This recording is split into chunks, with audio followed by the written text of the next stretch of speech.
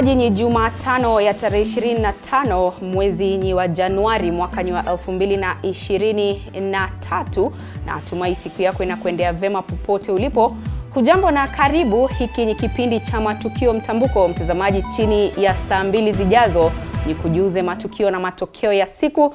Vilevile katika awamu yetu ya pili tutakuwa na kikao na washikadau katika sekta ya elimu, ambapo tutakuwa tunamkumbuka aliyekuwa Profesa George Magoha, na ambaye vilevile alihudumu kama katibu au waziri wa elimu hapo awali. Mtazamaji, kabla ya yote hayo, labda tuanzie na baadhi tu ya taarifa tulizozipa kipaumbele. Karibu sana kwenye taarifa zetu. Mie ni wako Andrin Kilemi. Unavyoona kwenye kiwambo chako ni kwamba baadhi tu ya taarifa tulizozipa kipaumbele ni kwamba familia ya Profesa George Magoha inaanza mipango ya maziko. Vilevile wakazi wa kaunti ya Siaya eneo la Yala wanamuomboleza Profesa George Magoha. Vilevile vuguvugu la Linda Ugatuzi litakuwa linaandaa maandamano ya amani mjini Mombasa. Na mwisho kabisa, Rais William Ruto anatarajiwa kuzuru taifa la Senegal. Ndio baadhi tu ya taarifa mtazamaji tulizozipa kipaumbele, na sasa tupate methali ya leo.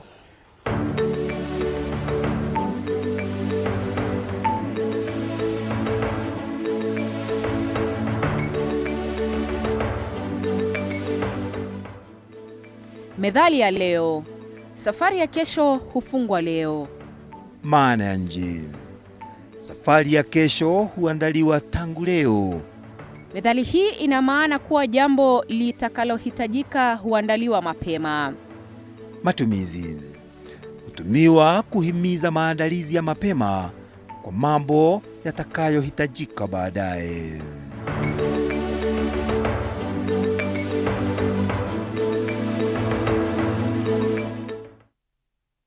Karibu mtazamaji. Baada ya matokeo ya KCSE kutolewa siku ya Ijumaa wiki iliyopita na shule ya sekondari ya Nyabiosi kuandikisha matokeo duni, sasa wazazi kutoka eneo hilo wamemlaumu mwalimu mkuu wa shule hii kwa kutowajibika na kuhakikisha wanafunzi wanafanya vyema. Mwanahabari wetu Kombo Alfayo yupo katika shule hiyo na sasa anaungana nasi moja kwa moja. Alfayo?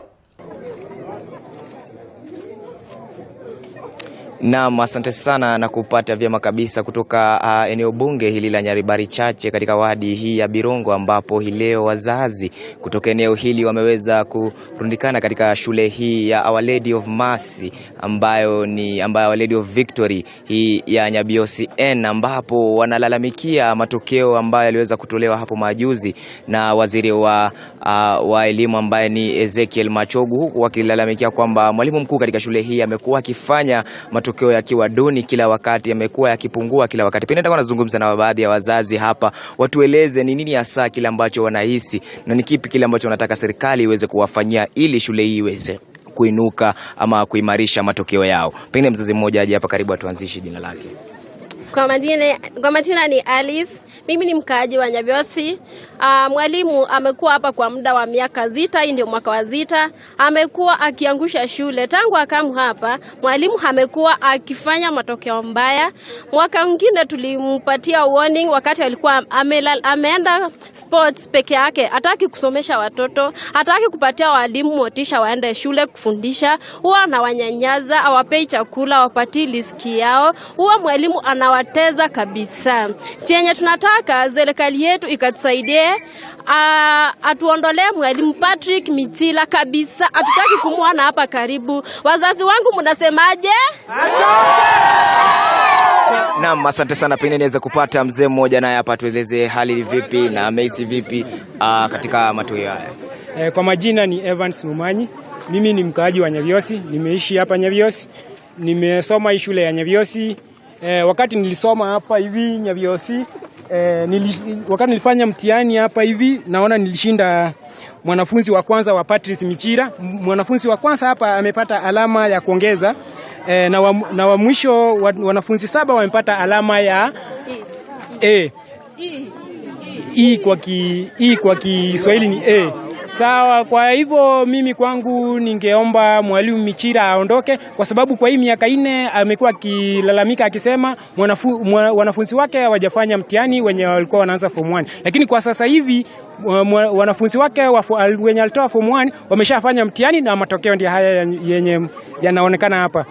Kwa hivyo mimi kwangu ni kusema Mr. Michira nimempa red card na ndio hii siachi hapa hii.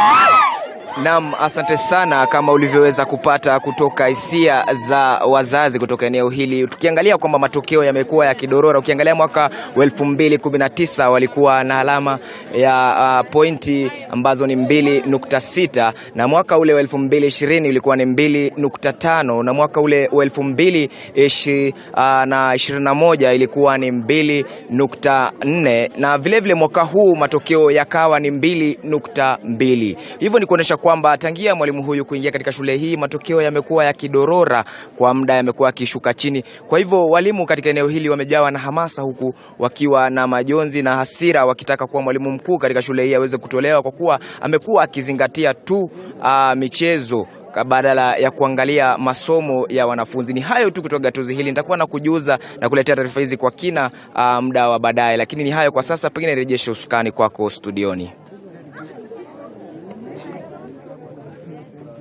Asante sana Alfayo Kombo kutoka gatuzi hilo la Nyamira. Mtazamaji, kutoka Nyamira tunarejea hapa jijini Nairobi na tunafululiza moja kwa moja hadi chumba cha kuhifadhia maiti cha Lee, alipo mwanahabari mwenza Mike Kagwongo anazidi kufuatilia taarifa kuhusiana na kifo chake aliyekuwa waziri wa elimu Profesa George Omore Magoha. Jamaa na marafiki wanazidi kufika katika eneo lile ili kumuomboleza. Kagwongo, habari za sasa? Hali koje katika eneo hilo la Lee?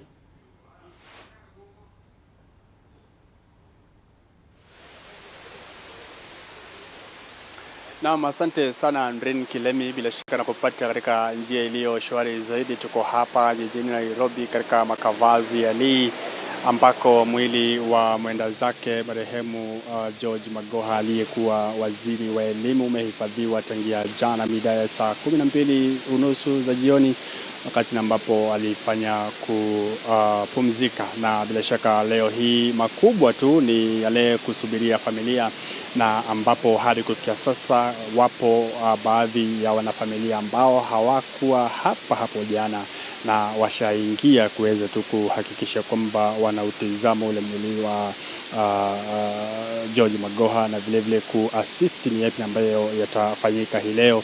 Na wale ambao ni labda mke wake Barbara anatarajiwa vile kuweza kuwasili hapa labda baadaye ili kuweza kuassist ni yapi ambayo yanafanyika hapo baadaye, na kisha mipango ya mazishi iweze kungwananga kabla ya mwili wake labda kusafirishwa katika eneo lile la Siaya ili kuweza kupumzishwa. Lakini makubwa yanayofanyika sasa hivi ni kule Bomani katika mtaa wa Karen, ambako viongozi mbalimbali wanatarajiwa waweze kufika eneo waelekee eneo lile kuweza kupeana risala zao za rambi. Kwa hiyo tuko hapa tumekita kambi katika makafani haya ya Lee ili kuweza kuhakikisha kwamba yale ambayo ataweza kutukia sasa na labda baadaye tunaweza kuyaleta moja kwa moja katika runinga yetu ya TV47. Na vile wapo viongozi ambao labda wanatarajiwa kuwasili eneo hili ili kuweza kuleta rambi zao kwa familia ambayo itakuwa inawasili eneo hili. Kumbuka kama nilivyokufahamisha hapo awali ni kwamba wale ambao ni familia, baadhi ya wanafamilia wamewasili eneo hili na wako hapa ndani katika eneo hili.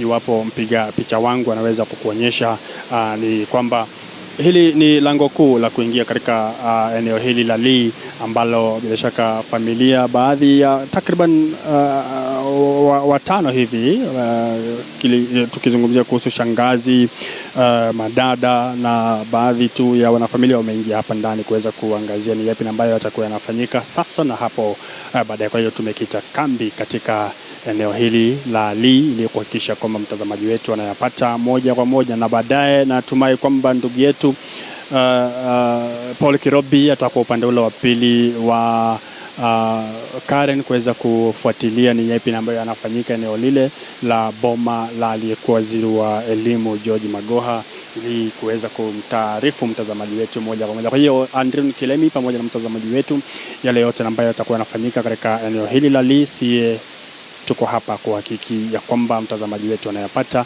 yatakayojiri. Kwa hiyo kwa sasa sio mengi na sio makubwa, japo yatakayoibuka tutayaleta moja kwa moja. Mimi ni Mike Kagwongo, niko na mpiga picha John Singanga. Kwako Andrew Kilemi.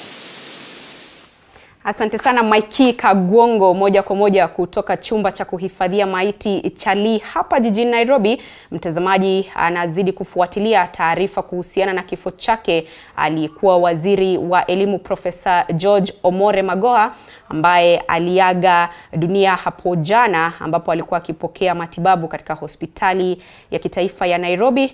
Magoha aliaga kutokana na matatizo ya moyo, na nilivyokueleza awali ni kwamba kwenye awamu yetu ya pili ya kipindi hiki tutakuwa na wataalam katika sekta ya elimu, ambapo tutakuwa tukiangazia tu kumbukumbu za profesa, utendakazi wake katika sekta ya elimu na mengine mengi. Lakini kwa sasa tuendelekee katika mji wa Thika, ambapo wakazi wa vijiji vya Munyu, Mugoga na Gatwanyaga mjini Thika, kaunti ya Kiambu, wamelalamikia uhaba wa maji, huku wakinyoshea kampuni ya maji ya Thika kidole cha lawama kwa kile wanachotaja kama utepetevu kazini. Wakazi hao wanasema kuwa wamekuwa wakitumia maji yenye chumvi katika upishi wa vyakula, wakisema hali hiyo sasa inaathiri afya yao. Wakiandamana kulalamikia uhaba wa maji, wakazi wa vijiji vya Munyu, Mugoga na Gatwanyaga mjini Thika walielezea kutoridhishwa kwao na utendakazi wa kampuni ya maji ya Thiwasco. We have not been getting water, and if we get water, it's the salty water. Wakazi hao wakiinyoshea kampuni hiyo ya maji kidole cha lawama kwa kile walitaja kama utepetevu kazini. Kulingana nao ni kuwa kwa muda sasa wamekuwa wakitumia maji yenye chumvi ambayo sasa yamekuwa hatari kwa afya yao. When we cook tea, prepare tea, cook food, the tea changes color. And when it changes color, automatically, you know, if you take that tea, you don't know the outcome inside your body. Wanasema licha ya kuwa kampuni ya Thiwasco imekuwa ikiwasambazia maji yenye chumvi, bado wamekuwa wakitozwa malipo ya juu zaidi. We always pay the bills with a title, a big title, Thiwasco. But we get water from the borehole. Ile maroli inatuuzia maji, roli moja ni shilingi 8,000. Na unajikuta kwa mwezi unatumia roli kama 2 ya maji. Kwa hivyo inakuja kama 16,000.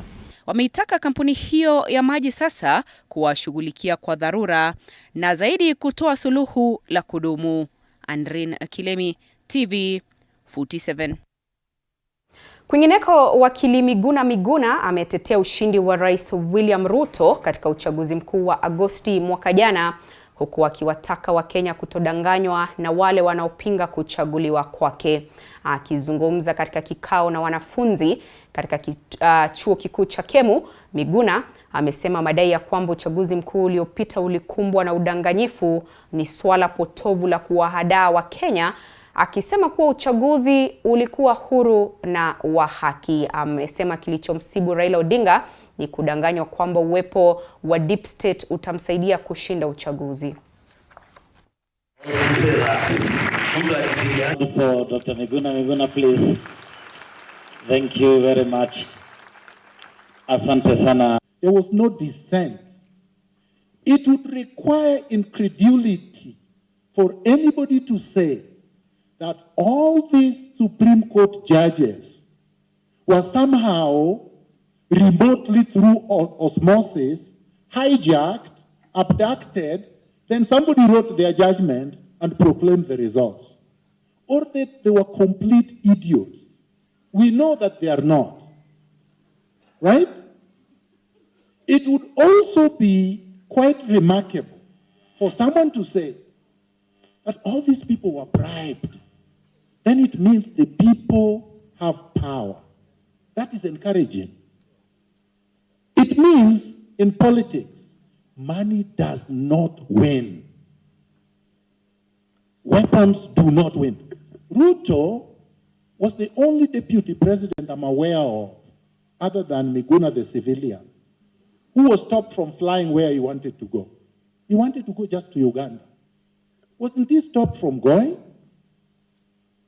So if a man cannot even fly to Uganda, how could he compromise the entire Supreme Court? Ask yourself the question. When the Supreme Court was sequestered to look at the evidence and make a decision, who was guarding them? The police and the military. Who was their head? Uhuru Kenyatta was the commander-in-chief. So who could reach them? Was it Ruto or Uhuru Kenyatta? Who had control over all the Safaricom lines, Airtel lines, all the WhatsApp and everything else? NIS. Who was in charge of NIS? Uhuru Kenyatta. Let nobody deceive you. Na waliokuwa wafanyakazi wa kiwanda cha sukari cha Mumias na wakulima wa miwa wanaandamana kushinikiza kufufuliwa kwa kiwanda cha sukari cha Mumias. Wafanyakazi hao wa zamani wanawashtumu viongozi wa kisiasa waliochaguliwa eneo hilo kwa kupuuza maslahi yao licha ya serikali kuu kuonyesha nia ya kufufua kiwanda hicho. Kadhalika, mwekezaji wa sasa Rai ameshtumiwa kwa kuendesha kiwanda hicho kwa njia isiyowafaidi wakazi.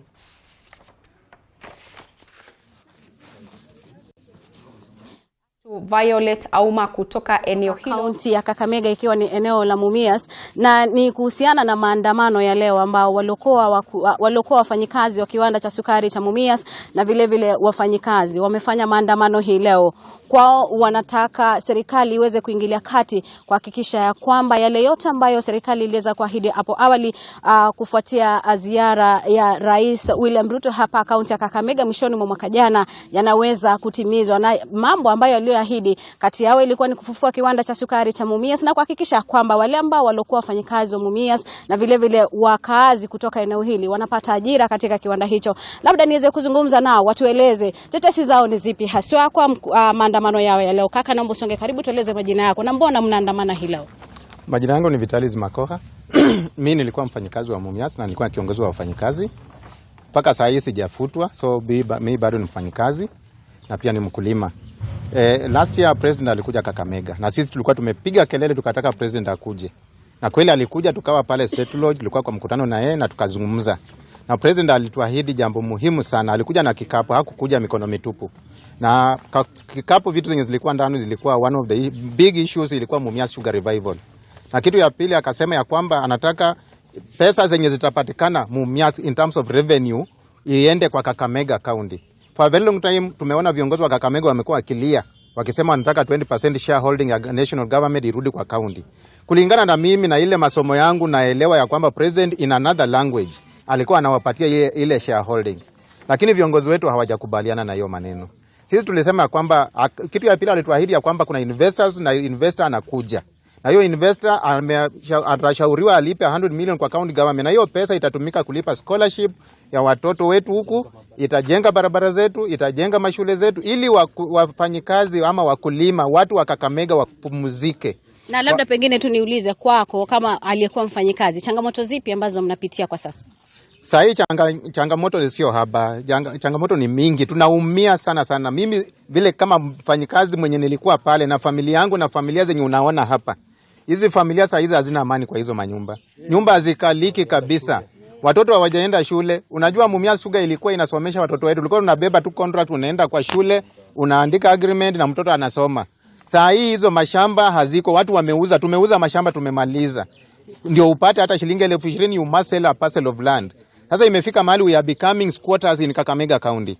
Na viongozi wetu nao wameamua kuenda barabara nyingine. Hakuna siku nimeona kiongozi wetu akikuja kusema huyu mtoto ameshindwa fees, kuja uende usome. Hakuna. Sijaona hata wakikuja kutembea pale. Tumepiga kelele, tunasema kampuni yetu inabebwa.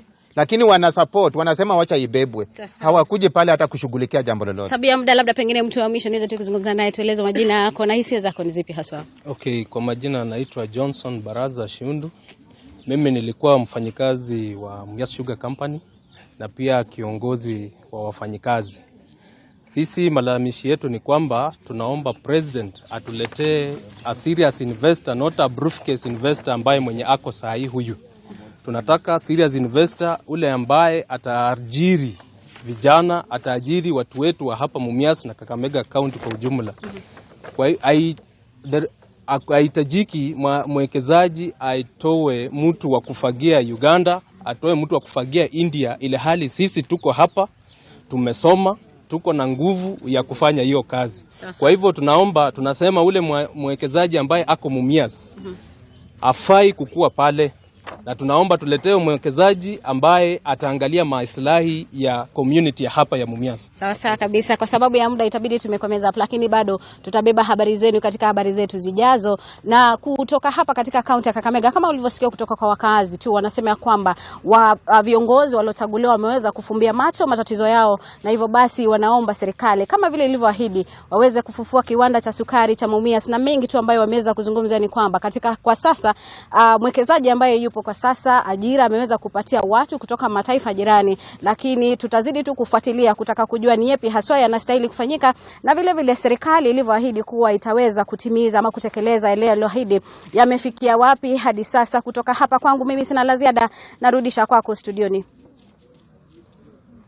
Asante sana mwanahabari mwenza Violet Auma kutoka eneo hilo la kiwanda cha sukari cha Mumias. Mtazamaji, tunazidi kukutaarifu matukio na matokeo ya siku. Na huku Wakenya 4186 na kaunti 14 zikizidi kukumbwa na mchamko wa kipindupindu, Wizara ya Afya kwa ushirikiano na shirika la UNICEF limezindua mradi wa kusambaza maji, sabuni na vifaa vya hospitali katika maeneo kame. Akizungumza katika hafla ya uzinduzi wa bidhaa hizo, Waziri wa Afya Susan Nakhumicha alisema bayana kuwa ugonjwa wa kipindupindu umezidi kuathiri Wakenya wengi tangu kisa cha kwanza kiliporipotiwa mwezi Oktoba mwaka jana. Vilevile amesema kwamba ugonjwa huo umeathiri kaunti 14 zikiwemo Nairobi, Kiambu, Nakuru pamoja na Uasin Gishu. Thank you very much, and to know that we are here to continue working together so that we provide resilient systems to be able to counter each and every pandemic that comes our way, and also to manage our day-to-day situation on matters healthcare. Even as we continue doing our best to respond to cholera outbreak, we have continued to experience other important public health issues. These have called for energies to be focused on effective surveillance and preparedness for any eventualities. In September 2022, Uganda reported Ebola virus disease outbreak. Given the geographical proximity of our country to Uganda, this outbreak posed a clear and present risk to our own population. However, 2 weeks ago, we were happy to receive news that the outbreak had come to an end without crossing into the country. My ministry is working very closely with the Ministry of Health and our development partners, non-state actors, Kenyans of goodwill, to ensure that we surmount this drought situation and the effects of climate change. And we look forward to working on longer term and resilient ways of ensuring that in future we even respond better. We are going to the places where the crisis, the drought hits very hard right now. And I want to assure you that Germany and Europe is on the side of Kenya and all the East African countries that are so heavily affected by this crisis.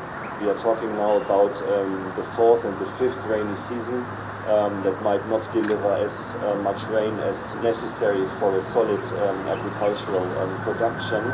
And this is of course affecting mainly the children and the women and the fragile parts of the population in the remote areas. So we hope that along with the supplies, the efforts that is already underway would go a long way in ensuring that we have a preparedness but also a response strategy together with a resilience approach to address some of these areas and ensuring no child is left behind. Na wanachama wa muungano wa wazima moto nchini wamelalamikia mishahara duni na mazingira mabaya ya kufanyia kazi kwa wazima moto katika kaunti nyingi humu nchini. Kwa mujibu wa mwenyekiti wa chama hicho Samuel Kahura, hakuna mpangilio dhabiti wa utendakazi kwa wazima moto licha ya hatari inayohusishwa na kazi yao. Akizungumza wakati wa uzinduzi wa kituo cha wazima moto cha Murang'a, Kahura ametoa wito kwa serikali kuboresha mishahara yao na kuwapa bima, kwani wao hufanya kazi katika mazingira hatari. Balozi wa Uholanzi nchini Kenya Jacket Bakazmezi amesema umuhimu wa kuwa na vituo vya wazima moto ambavyo vina vifaa vya kutosha ni muhimu zaidi. Risk allowance, we don't have life insurance, we don't have PPEs. And this, I'm talking about the general status of fire brigades in Kenya. Right now, we are developing a scheme of service for firefighters. We want to reach the Council of Governors so that we can have better terms for firefighters. Those who know, this building was old, dilapidated. You have seen how it was. Now, at least it's habitable, and also, the work that was done was in record time. And therefore, also you have increased the capacity of our fire station employees. We were talking about the possibilities of the future cooperation between your country and my country, Poland, because we see many opportunities. We think that we could cooperate in such sectors like education, public education, public health and agriculture. Na baadhi ya wabunge kutoka kaunti ya Murang'a sasa wanaitaka serikali kuu kuongeza fedha za hazina ya ustawi kwa maeneo bunge ili kusaidia kufadhili masomo kwa wanafunzi wanaotoka kwa familia zisizojiweza. Mbunge wa Kigumo Joseph Munyoro na mwenzake wa Mathioya Edwin Mugo wamesema kuwa kuna idadi kubwa ya wanafunzi ambao wanahitaji usaidizi kurejea shuleni wiki hii, lakini shilingi milioni 7 zilizotolewa na serikali hazitoshi. Wanafunzi 100 kutoka Mathioya walipokea hundi za karo, huku wengine wakiahidiwa ufadhili iwapo serikali itaongeza fedha zaidi. The balance so that this coming week all the students can report to school on time so that we can be able to uplift the education standards of this constituency. Kuna madarasa ambayo bado hayajakorogwa, chini ni mchanga, na ziko huku kwa shule zetu za Kigumo, na hizo pia tunaona tunastahili kwanza kuzijenga ndio watoto wetu wao wanasomea mahali pazuri, na tunajua hata tukiwajengea shule nzuri watoto watafanya vizuri. So kama hiyo NGCDF board inaweza achilia pesa za miradi za hii mwaka, sisi tuko tayari. Sasa tunashukuru sana, na hata tukiomba serikali iongeze pesa zaidi ili iweze kuchukua watoto wengi zaidi, kwa maana huko nje watoto wengi sana wanapotea kwa sababu ya kukosa pesa. Wengine wanaenda day school na wako na max poa sana. Na tusalia katika ukanda huo wa Pwani ambapo serikali sasa imetangaza mikakati itakayohakikisha idara ya bahari nchini ya vikundi vya mashirika inaboreshwa ili kuinua maisha ya wavuvi kutoka eneo la Pwani. Akizungumza baada ya uzinduzi wa mkutano wa kikao cha magavana, Waziri Salim Mvurya alisema kuwa hatua hii itawasaidia wavuvi kupata dau na jokofu za kuweka samaki wao kwa bei nafuu.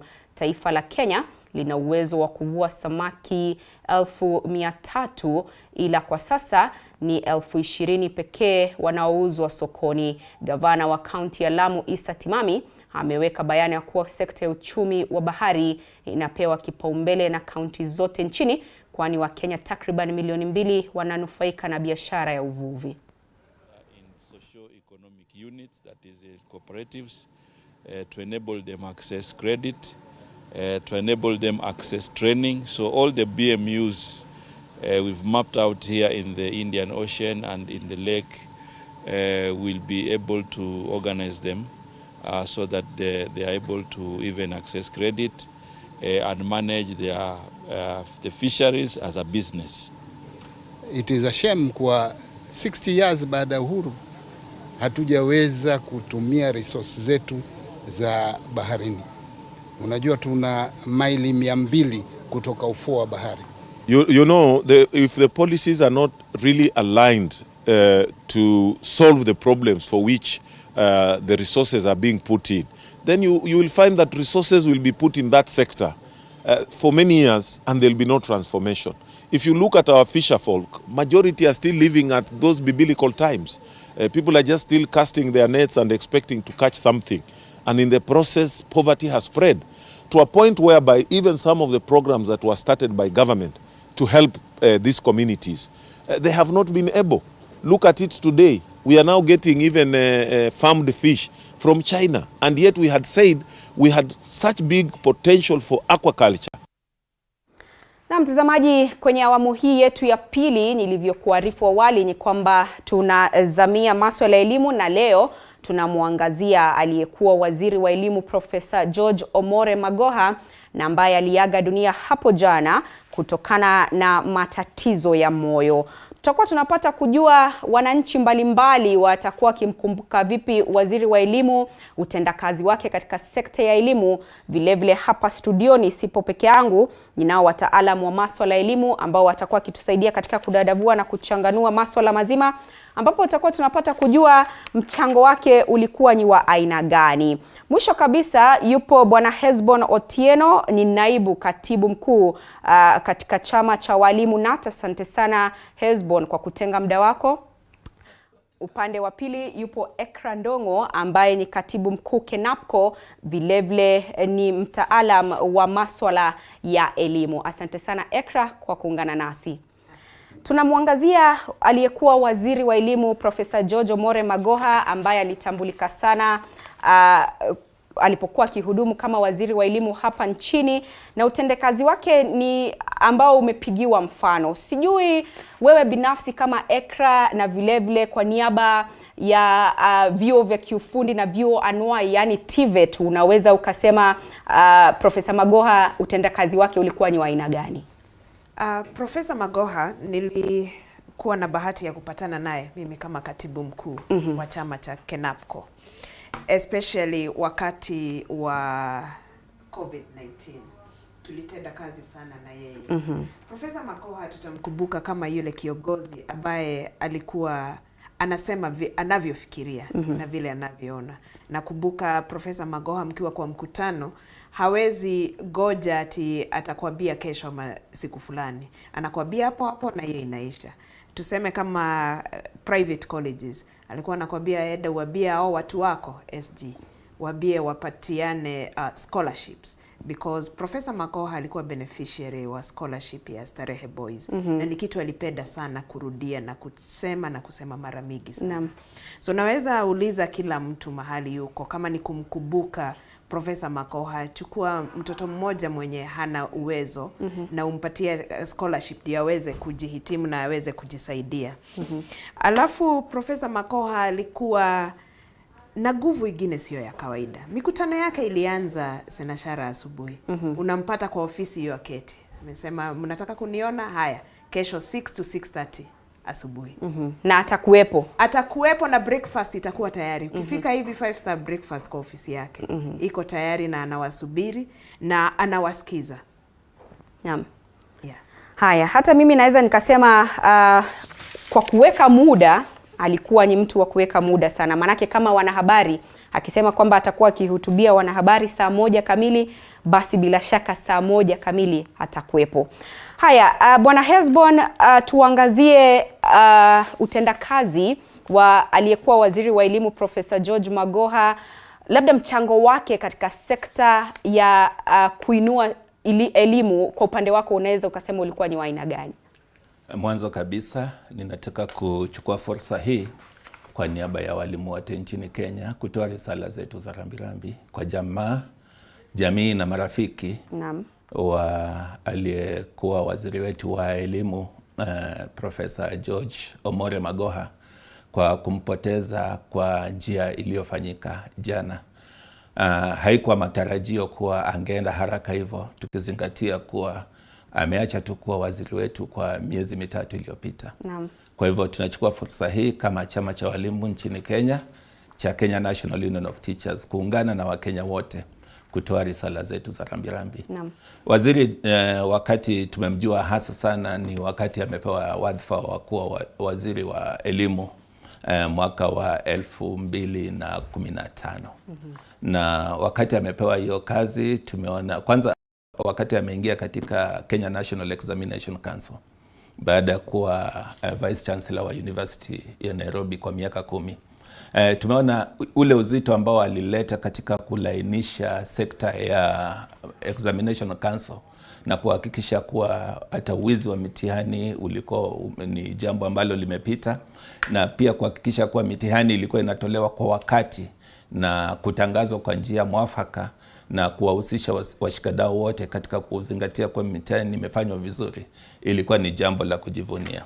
Jambo jingine ni wakati aliingia kwa waziri wa elimu, alijaribu kabisa, na nataka kuungana na mwenzangu kusema kuwa alikuwa mtu ambaye mikutano yake ilikuwa inaanza kwa wakati kulingana na vile ilikuwa imepangwa, na angewapatia mkutano hata kama wa saa 12 asubuhi, ungepata kuwa kabla ya mkutano wenu wa saa 12 asubuhi alikuwa tayari amefanya mikutano mingine labda 2-3 mbeleni. Kwa hivyo alikuwa ni mtu wa kuzingatia wakati wa kufanya mikutano yake asubuhi mapema, ili ifikapo saa 2 ni mtu wa kuenda katika sasa kutembea katika mashule, kwenda nyanjani, kwenda kutazama jinsi hali ya elimu ilikuwa katika shule zetu na katika sehemu tofauti nchini Kenya. Kwa hivyo ni mtu ambaye alileta ule ujuzi wake wa kuwa manager mzuri katika sekta ya elimu, ikizingatiwa kuwa alikuwa hapo katika chuo kikuu cha Nairobi akiwa Vice Chancellor. Kwa hivyo alileta ukakamuvu fulani, na pia alileta discipline. Watu wakawa na nidhamu katika kuendeleza kazi zao katika ofisi zao za elimu. Ikawa kila afisa wa elimu aliyekuwa chini yake alikuwa amewekwa tisti kuwa lazima afanye kazi yake kulingana na viwango vile ambavyo vilikuwa vinastahili. Kwa hivyo tunaweza kusema kwa jumla kuwa alichukulia kazi yake kwa umuhimu mkubwa sana, na akazingatia yote ambayo aliwekwa kama majukumu yake bila kupendelea upande huu ama upande ule. Angeweza kusema vile alitarajia kazi ifanywe, na katika mazungumzo yake kila wakati alikuwa anasema kuwa yeye hamwamini mtu yeyote isipokuwa yeye mwenyewe na Mwenyezi Mungu. Wakati mmoja hata akasema kwamba hajiamini mwenyewe. Sasa hiyo ilifanya akawa ni mtu ambaye kwa Kiingereza tunaweza kusema hands on katika mambo yote ambayo yalikuwa yanatendeka katika sekta ya elimu. Naam. Bila shaka mtazamaji, tunazidi kuangazia kumbukumbu zake aliyekuwa waziri wa elimu Profesa George Omore Magoha, na ambaye alihudumu kama waziri wa elimu tangia mwaka wa 2015 hadi mwenzake wa elimu ambaye anahudumu sasa Ezekiel Machogu alipochukua usukani. Ni waziri ambaye ameweza kukumbukwa na wengi kama mchapakazi, vile mtu ambaye alikuwa akiamua kwamba anafanya jambo basi analifanya tena kwa ubora wake. Na nikueleze tu ni kwamba alianzia masomo yake katika shule ya msingi ya Yala, na baadaye akajiunga na shule ya msingi ya Dr. Lavington Makadara hapa jijini Nairobi.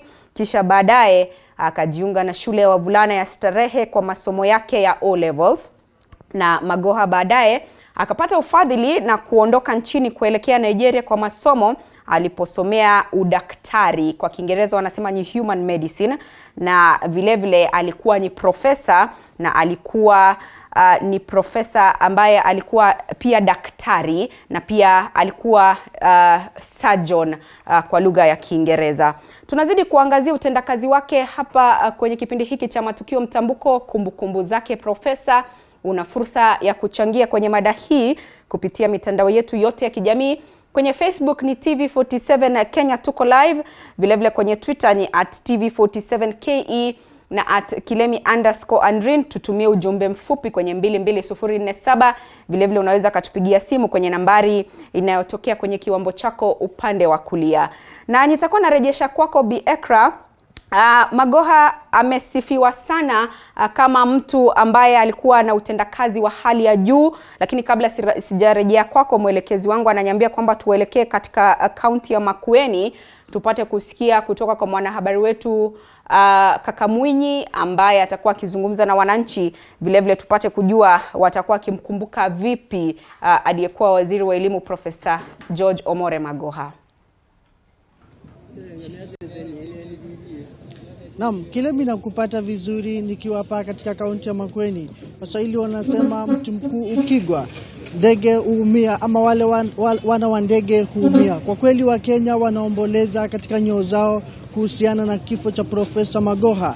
Na kwa kweli ningelipenda kujiunga na wakazi wa eneo hili la Makueni. Watueleze walimfahamu vipi na kwa njia gani, na utendakazi wake walionaje tu, na ni kipi ambacho wanashambikia wakati ambapo taifa linaomboleza. Tukaribia hapa utueleze kama mkazi wa eneo hili la Makueni, unakumbukaje Profesa?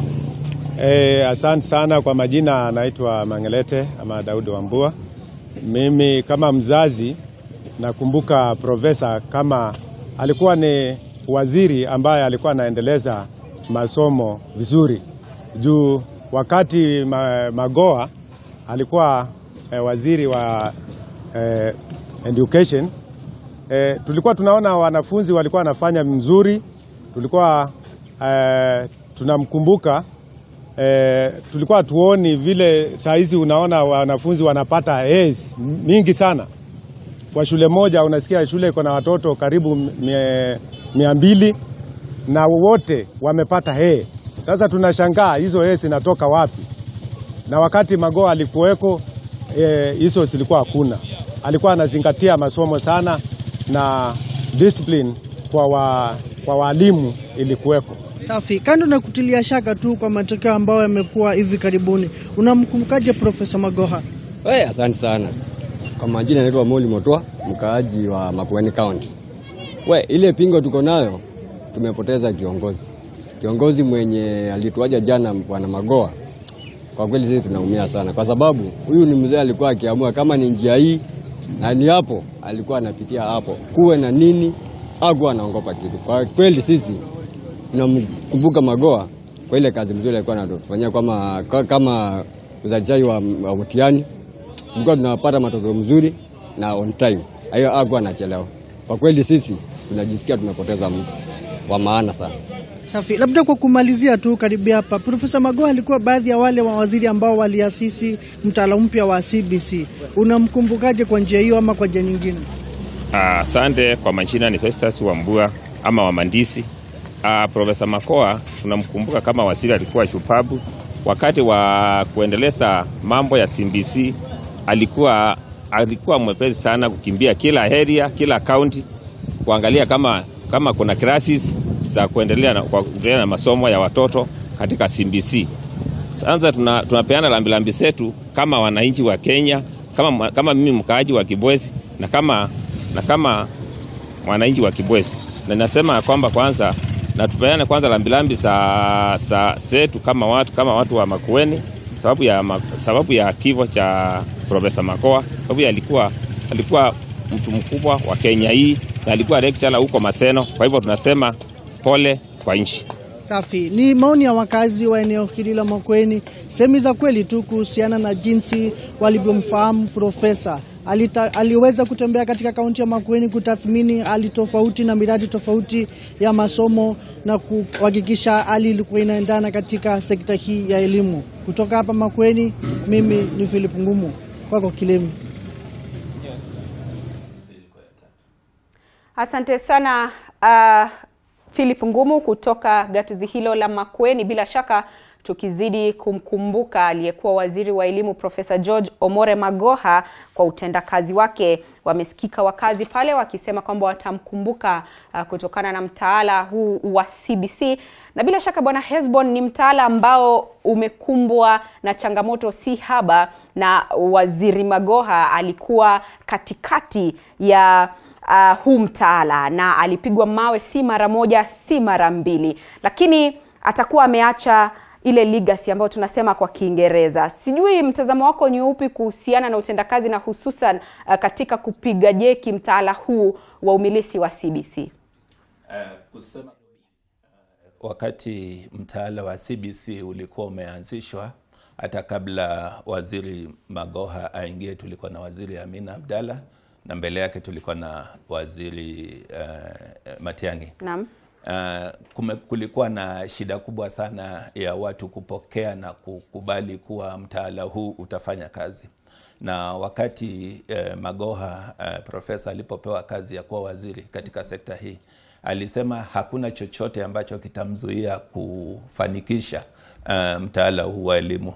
Na kweli kulikuwa na changamoto nyingi, kulikuwa na mambo mengi kutoka katika washikadau tofauti katika sekta ya elimu, ambao walikuwa wanajaribu kusema mtaala huu hauwezi kufanya kazi, muda ni kidogo, hakuna fedha, kuna wakatili ambao wameingilia biashara ya elimu. Lakini licha ya haya yote, yeye alishikilia na kusema kuwa lazima tufaulu katika mtaala huu wa CBC, na akahakikisha kuwa ile kuanza masomo haya yanaendelea, kuhakikisha kuwa madarasa yamepatikana. Unakumbuka mwisho alikuwa akienda akizindua madarasa ya grade ya 7 katika kila shule ya sekondari, na kuhakikisha kuwa madarasa haya yalijengwa kwa muda ambao ulikuwa unastahili. Kwa hivyo ni mtu ambaye katika ari ama moyo wake alikuwa ameweka kuwa kwa chochote kile lazima mtaala wa CBC ufaulu. Kwa hivyo itilia mkazo kabisa, na hata wale ambao sasa walikuwa wanampinga, wengi walikuja kumpokea na kutembea pamoja naye na kuhakikisha kuwa tunafaulu. Kwa hivyo juhudi zake ambazo aliweka katika wizara hii wakati alipewa, kuhakikisha kuwa kazi hii ambayo alipewa na mtukufu rais wakati huo Uhuru Kenyatta, alikuwa anahakikisha kuwa lazima afaulu, kuonyesha kuwa utendakazi wake ulikuwa wa manufaa, na kuwa kuchukuliwa kwake kwa waziri wa elimu ilikuwa ni jambo ambalo alikuwa la kubahatisha. Lilikuwa ni jambo la kuonyesha kuwa alikuwa na ule umakinifu wa kufaulu. Bi Ekra, nitakuuliza swali hilo kuhusiana na utendakazi wa Magoha, na hususan katika kuhakikisha kwamba mtaala wa CBC unafanikishwa kwa 100%. Maoni yako ni gani kuhusiana na jinsi ambavyo alishika mkono mtaala huu wa umilisi na kuhakikisha kwamba unaanzishwa na hata kuendelezwa zaidi? Vile ninavyosema, naweza sema ni vile Profesa Magoha alikuwa anafanya kazi yake. Alikuwa analeta kila mtu pamoja. Profesa Magoha alikuwa anajua fulani hataki maneno ya CBC, fulani hataki maneno ya CBC. Anaita mkutano ya stakeholders na anahakikisha kila mtu wako. Hapo anakuuliza, tupatie maoni yako, kwa nini unaona CBC haitafanya kazi? Unaanza kusema maoni yako nini. Profesa Magoha anakuuliza, wewe unaona tufanye nini? Tufanye vipi? Hakuna wakati alienda press conference kama kila mtu hajasikizana kwa mkutano. Sasa hiyo ilimpatia urahisi wa kufanya kazi, na ni kitu hata wenye viongozi wenye waliobaki kusoma kwa Profesa Magoha, vile unaongoza sekta na vile unaongoza watu wako na maoni tofauti. Kwa sababu Profesa Magoha alikuwa anaita, tuseme kama ni NAT, mko kwa mkutano, sisi KENAPCO na PUK, kila mtu education stakeholder, nielezeni kwa nini CBC haitafanya kazi. Na kuna kitu Profesa Magoha alipenda kusema sana, hii kazi hata siitaki, I am in retirement, I'm just here to shape, I finish and go, life is short. Those were his statements, akianza mkutano na akimaliza mkutano, life is short. But tusomesha watoto wetu zile vitu zitawasaidia. And hata tukisema jokes kama sisi tulisoma kuchora grasshopper na nini, hizo hazitusaidii. Watoto wetu wakuwe hands on na wakuwe hardened and all that. So Profesa Magoha vile alivyofanya kazi ndio ilifanya hii CBC succeed. Because aliweka kila mtu kwa kikapu moja na kuhakikisha akienda press conference kila mtu wako hapo. Hata kabla aanze press conference, najua labda Andrian ulikuwa kwa press conference zake, kabla ya kwenda live alikuwa anaita watu majina. So sio uko hapa, Dr. Macharia uko hapa, fulani uko hapa, anahakikisha kila mtu wako hapo, alafu anasema vile mlivyosema kwa mkutano. Si vile mnaedaga na mmefanya mkutano alafu mtu akienda press conference anasema vitu tofauti. Hapana, Profesa Magoha alikuwa anasema vile tu mmekubaliana kwa mkutano, ndivyo tu atasema kwa presa. So hata kama una maoni tofauti itakuwa gumu sana kwenda tena kuanza kusema hii kitu si mzuri, hii sijui sikubaliani, na hivyo ndivyo ilifanya education sector ikuwe rahisi kwake.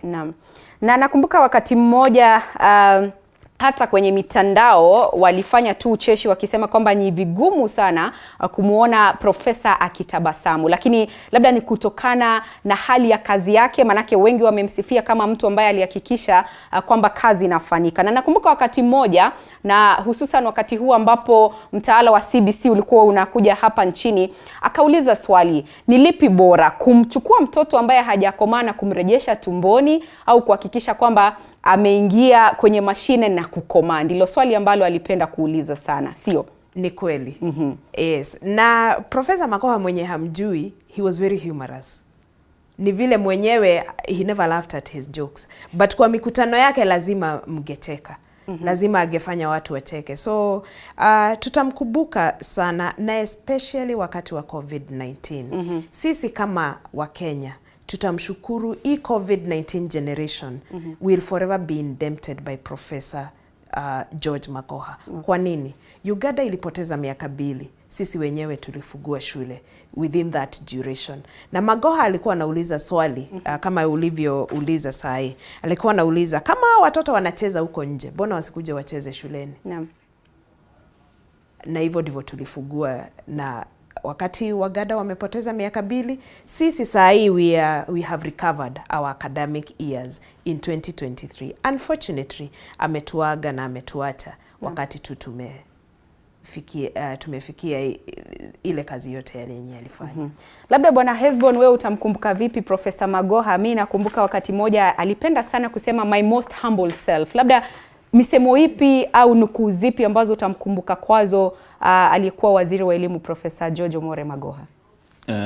Wakati alikuwa anatenda kazi yake, kwanza alipenda kuisifu sana shule yake ambayo alisomea, ambayo ilimpatia nidhamu ambayo alikuwa nayo.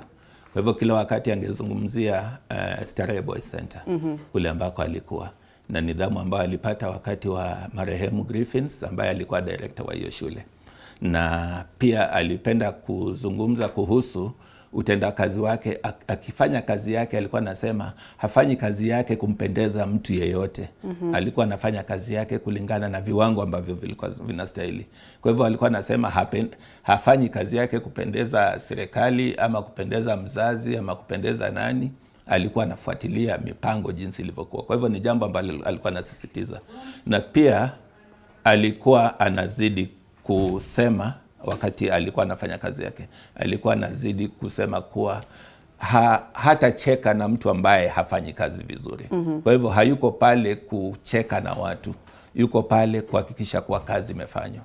Kwa hivyo ni jambo jingine ambalo alikuwa anafanya. Mimi kama vile nilikuwa ninajuana naye moja kwa moja kama waziri wa elimu, tulikuwa tunazungumza moja kwa moja. Alikuwa ni mtu ambaye ungekuwa naye moja kwa moja, hakuwa na ile hali ya kuonekana mtu mwenye mtu mgumu, mtu mkali. Mlipokuwa mnazungumza moja kwa moja, hakuwa mtu wa aina hiyo. Alikuwa ni mtu ambaye ana roho nyepesi, mtu wa kusikiza, mtu ambaye angeweza kumzungumze na reason out pamoja ili aweze kuona kile ambacho unasema, je, kina umuhimu, ama kile ambacho unasema kinaweza kutajirisha ama kuongeza yale ambayo anapania kufanya. Kwa hivyo alikuwa ni mtu ambaye alikuwa ni wazi, lakini pia angekukomesha papo hapo wakati ungesema kitu ambacho alikuwa anaona kulingana na viwango vyake haviridhishi. Angeweza kukukomesha na kukusimamisha na kukwambia hapana ndugu, kile unachosema hakiwezekani na haiwezi kufanyika katika hali ya mtaala wa elimu ambao tuko nao. Kwa hivyo alikuwa na mawazo mengi sana ambayo yalikuwa ni pana. Naam. Asante sana Bwana Hesbon. Mtazamaji, kwenye kiwambo chako upande wa kulia ni picha za moja kwa moja, ni upande wa kushoto sasa, picha za moja kwa moja kutoka nyumbani kwake aliyekuwa waziri wa elimu Profesa George Omore Magoha, pale nyumbani kwake, mke wake, jamaa, familia na marafiki ambao wamefika pale kuomboleza na familia hiyo ambayo imekumbwa na msiba. Aliyekuwa waziri wa elimu Profesa George Omore Magoha aliaga dunia hapo jana alipokuwa akipokea matibabu katika hospitali ya Nairobi, na aliaga kutokana na matatizo ya moyo. Nikukumbushe tu kwamba alizaliwa Julai tarehe 2 mwaka wa 1952 na aliwahi kuhudumu kama waziri wa elimu tangia mwaka wa 2015 na vilevile alikuwa ni profesa wa upasuaji wa mfumo wa mkojo, na vilevile katika masomo yake alianzia masomo yake katika shule ya msingi ya Yala, baadaye akajiunga na shule ya msingi ya Dr. Lavington Makadara hapa jijini Nairobi. Kisha baadaye akajiunga na shule ya wavulana ya Starehe. Alivyotaja Bwana Hesbon hapa ni kwamba alipenda sana kusifia shule hiyo kutokana na nidhamu ambayo aliipokea katika shule yenyewe. Kwa sasa tunafululiza hadi katika eneo la Pokot Magharibi tupate kusikia wakazi, wazazi na vilevile washikadau wengine katika sekta ya elimu wanamkumbuka vipi Waziri Magoha. Naam, moja kwa moja na shukrani za dhati mwenzangu Andrin Kleme kutoka pale studio. Tuko moja kwa moja katika kaunti ya Pokot Magharibi. Kumbuka kwamba bado risala za rambirambi kwa mwenda zake waziri wa zamani wa elimu nchini Profesa George Magoha ambaye aliaga dunia hapo siku ya jana. Na kumbuka kwamba bado Wakenya wengi sana bado hawajaamini kifo chake Magoha. Na tutakuwa tunajumuika na wakazi wa kaunti waweze kutuelezea ni vipi wanahisi kifo cha Magoha kimewaathiri vipi na hisia zao ni zipi kuhusiana na kifo cha waziri Magoha. Naam, nitakuwa najiunga na mwenzangu hapa. Utakuwa tunatuambia jina lako, wewe ni nani na taarifa za kifo cha Magoha ulizichukuliaje? Hebu kwanza jitambulishe. Nashukuru sana. Kwa majina naitwa Emmanuel Kones George. Mimi niliwania kiketi cha MCA katika Munagei Ward. Lakini raia walisema tuweze kupumzika, tungoje baadaye. So sisi tuko tunangoja 2027, raia wakiamua tutarudishwa. So tunataka kusema hivi kama wakazi wa West Pokot. Kifo cha waziri wetu Magoha kimetupata katika hali ya mshtuko sana. Kwa sababu jana tumekuwa katika hali za shughuli zetu tukijua tunataka kuzika ndugu ya Magoha. Lakini punde tukasikia habari zingine za kutushtua sana ya kwamba Magoha ameaga. So sisi tumeshtuka sana na mpaka sasa hatujaamini kama Magoha amelala. Ndio tunatarajia bado pengine, lakini kwa sababu amepelekwa mochari inaanza kutufanya tunaanza kuamini kana kwamba Magoha ameenda kweli. Lakini mbali na hayo tunajua kwamba tutakumbuka Magoha kwa sababu Magoha alikuwa mchapakazi na Magoha hakurudi nyuma. Na tunataka kufananisha Magoha na William Ruto kwa sababu ni watu wa kuamka mapema na kufanya kazi kwa bidii. Kazi ile Magoha alipewa, hakuna mahali alilet down. Unaangalia alipokuwa katika chuo kikuu, alifanya kazi. Akakuja katika wizara ya elimu. Angalia saa hizi ukiangalia mashule zote za sekondari zimejengwa madarasa za CBC. Lakini tunataka kusema ya kwamba hata kwa serikali hii mtaala wa CBC si mbaya, lakini waweze kuangalia na kurevive ili tuweze kukumbuka Magoha vizuri katika hali ya mtaala wa CBC. Kwa hivyo sisi kama wakaaji West Pokot tunataka kusema pole sana kwa familia ya Magoha na tunasema ya kwamba kijana wake tunamtia moyo ili aweze kuhiga mfano wa baba yake katika hali ya kuchapa kazi katika Kenya hii. Asante sana, tunashukuru kwa 47 TV. Sisi hatuna mengi lakini tunasema pole kwa mwenda zake Magoha. Asante sana. Naam, shukrani sana. Kilemi, ni baadhi ya maoni ya wakazi wa eneo hili ambao wanasikitikia sana kifo cha mwenda zake ambaye ni waziri wa zamani katika serikali ya Rais Mstaafu wa Uhuru Kenyatta. Na kama runinga ya TV47 pia tunaitakia jamaa na rafiki wanapoendelea kuomboleza kifo cha mwenda zake. Tunatakia kila la heri. Kutoka kaunti ya Pokot Magharibi, mimi ni Andrew Juma. Naam, asante sana Andrew Juma kutoka Pokot Magharibi. Bila shaka tukizidi kumkumbuka aliyekuwa waziri wa elimu Profesa George Omore Magoha na ambaye aliaga dunia hapo jana akiwa katika hospitali ya Nairobi ambapo alikuwa akipokea matibabu na aliaga dunia kutokana na matatizo ya moyo. Mtazamaji, picha za moja kwa moja kutoka nyumbani kwake ambapo jamaa, familia na marafiki wamefika kuomboleza na familia hiyo ambayo ilikumbwa na msiba hapo jana. Hapa studioni tunazidi kumwangazia waziri huyo Profesa George Omore Magoha ambaye alikuwa ni profesa wa upasuaji wa mfumo wa mkojo na vilevile alikuwa ni daktari, vilevile alikuwa ni mpasuaji. Na nitakuwa narejea nawe Ekra Tunazidi kuangazia utendakazi wake katika sekta ya elimu, manake alijulikana sana alipokuwa waziri wa elimu. Na huu mfumo wa CBC ni mfumo ambao ulimweka kwenye macho ya wengi. Baadhi ya washikadau katika sekta ya elimu, miongoni mwa wazazi na hata walimu, wakisema kwamba kidogo mfumo wenyewe ulikuwa umeharakishwa. Lakini waziri akasimama tisti na kusema kwamba hata mtoto anapokuwa anakuwa kwa baada ya hatua moja na nyingine. Kwa mtazamo wako kama mshikadau katika sekta ya elimu, hata wakati ambapo mlikuwa mkifanya mikutano, hali ilikuwa vipi na waziri? Alikuwa anatoa fursa kwa wadau wengine kutoa maoni yao na alikuwa akisikiliza maoni hayo, au alikuwa akifanya mambo kulingana na vile ambavyo anaamini kwamba ni sawa? Profesa Magoha alikuwa anasikiza. That's why alikuwa anaita mikutano mingi hivyo. Na nakumbuka alikuwa anapenda kusema I am a surgeon. So kama vile unasema ni mpasuaji. Tupasue hii maneno. Profesa Magoha si umwambie tu ati hii haiwezi, lazima umpatie sababu. Kwa nini haiwezi na unaona vipi? And the bottom line alikuwa anasema bora mtoto wa Kenya apate nafasi kama vile tulivyopata nafasi. Asome vizuri kama vile tulivyosoma vizuri. Kama maoni yako yenye unatoa haiandamani na hiyo, Profesa Magoha angekusikiza. Na alikuwa anasema mimi I think Profesa Magoha, son of Magoha. I know I am stubborn. You know, Magoha alikuwa anaongea na anaweka exclamation mark kwa sentences zake. Na hivyo ulivyosema, ninyi mnaonaje? I think we can't make stupid decisions as leaders. He loved saying that, and he said it authentically. And that is something to learn. His boldness, his confidence, his forthrightness, and kusimama whatever he has decided. Professor Magoha alikuwa anaambia politicians, do your work is politics. My work is to streamline education. And this is what I promised the president. And I'll stick by it. I'll do it whether you want it or you don't want it. And so long as I'm doing the right thing, and I trust nobody apart from myself, sometimes. Alikuwa anapenda kuongezea hiyo. Akisema I trust myself, but anasema sometimes. But the only person we trust is God. And when we go, we will be remembered for what we have done.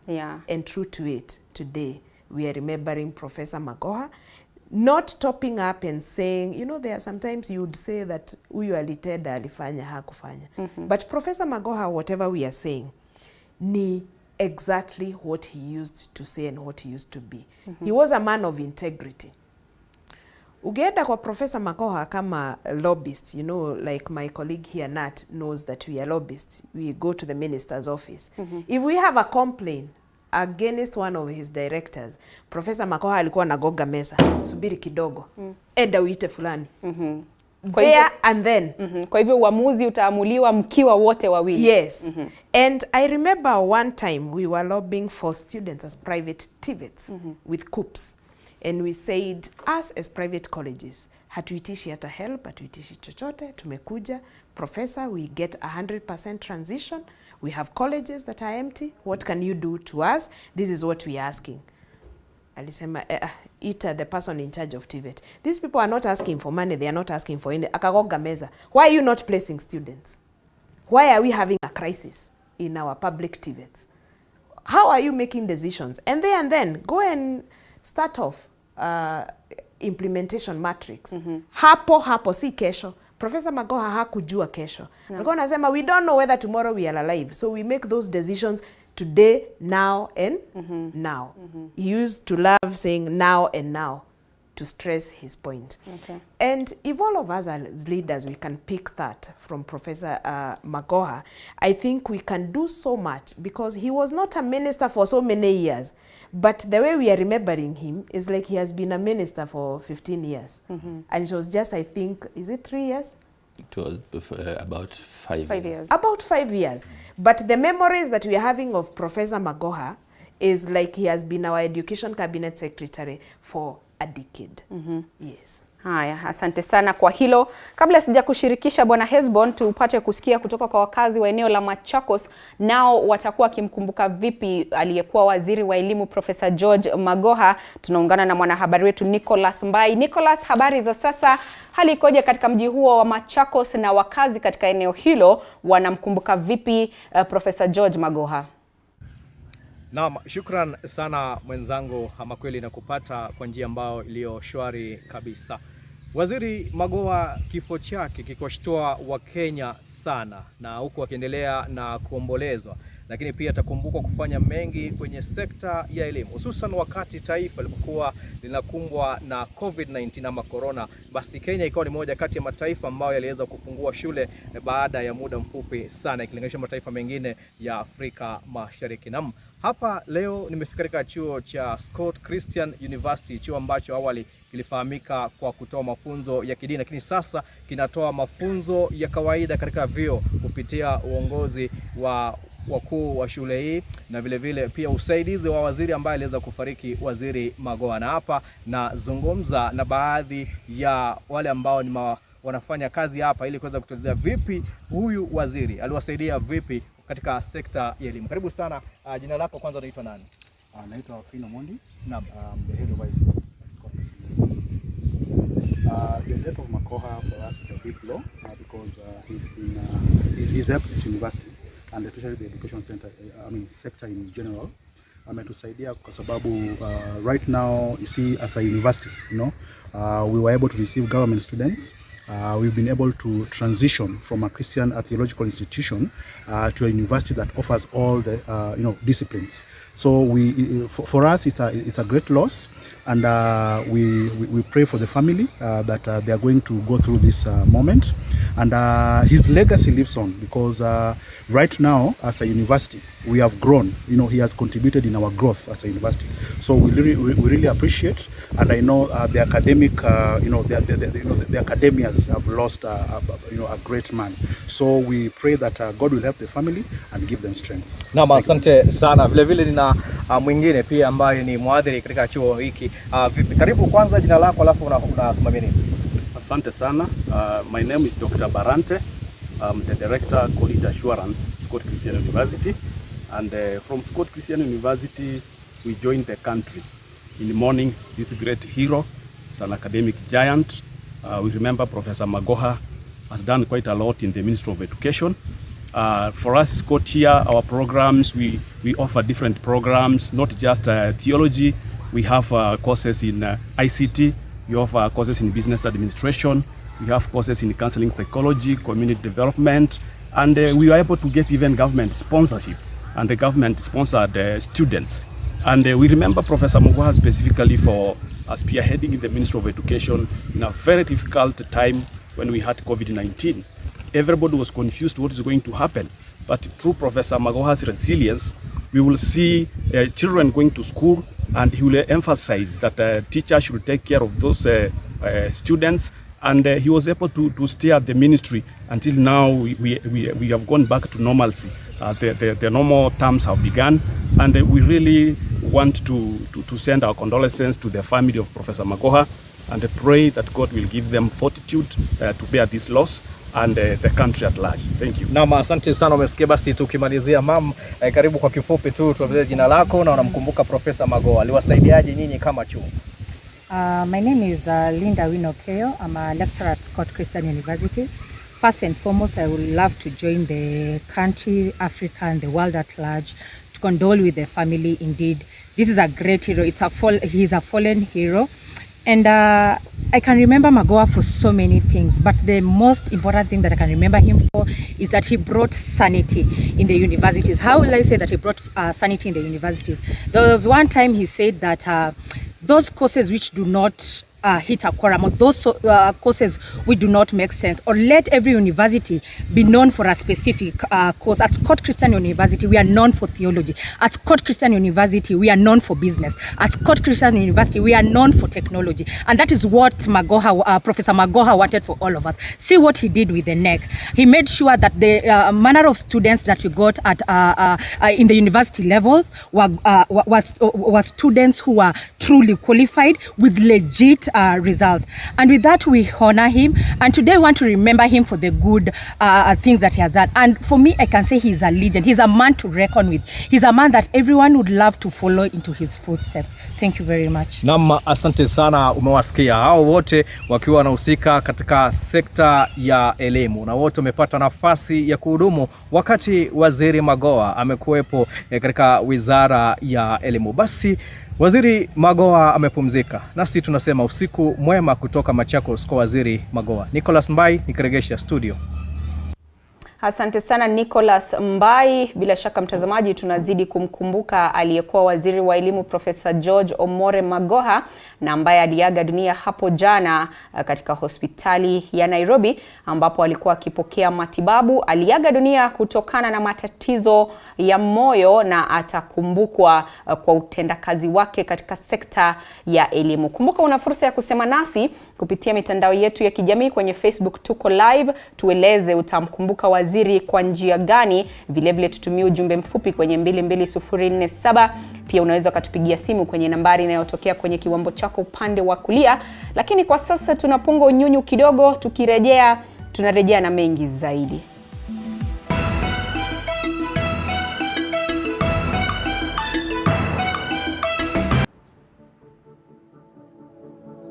Yeah, like you see, these are the fabrics we use for the sofas. Yeah, there are different types of fabrics. Sabak. This is the best way to go. Eat color, eat raw, you know, like this is alive. Well, 2022 is behind us. 2023 is here with us. What are your plans? We here at TV47's Morning Cafe have great plans for you. We're talking about information, we're talking about entertainment, we're talking about the greatness for the year. So make sure that you're always with us every morning.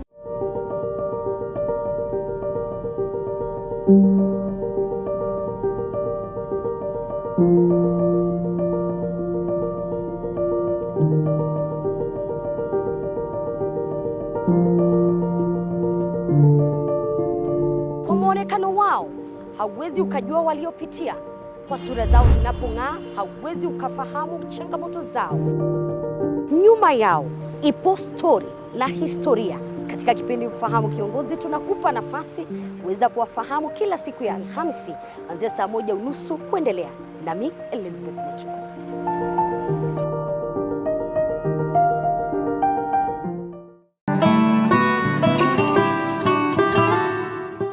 Your health matters and Body Garage is here to guide you on it. Someone's after using the medication, the virus number of the HIV in someone's body will start to go.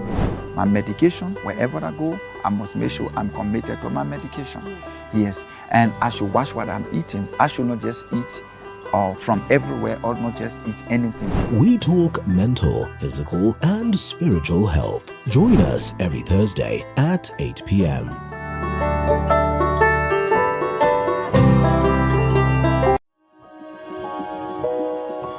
Path to success. Watching TV47, the home of untold stories.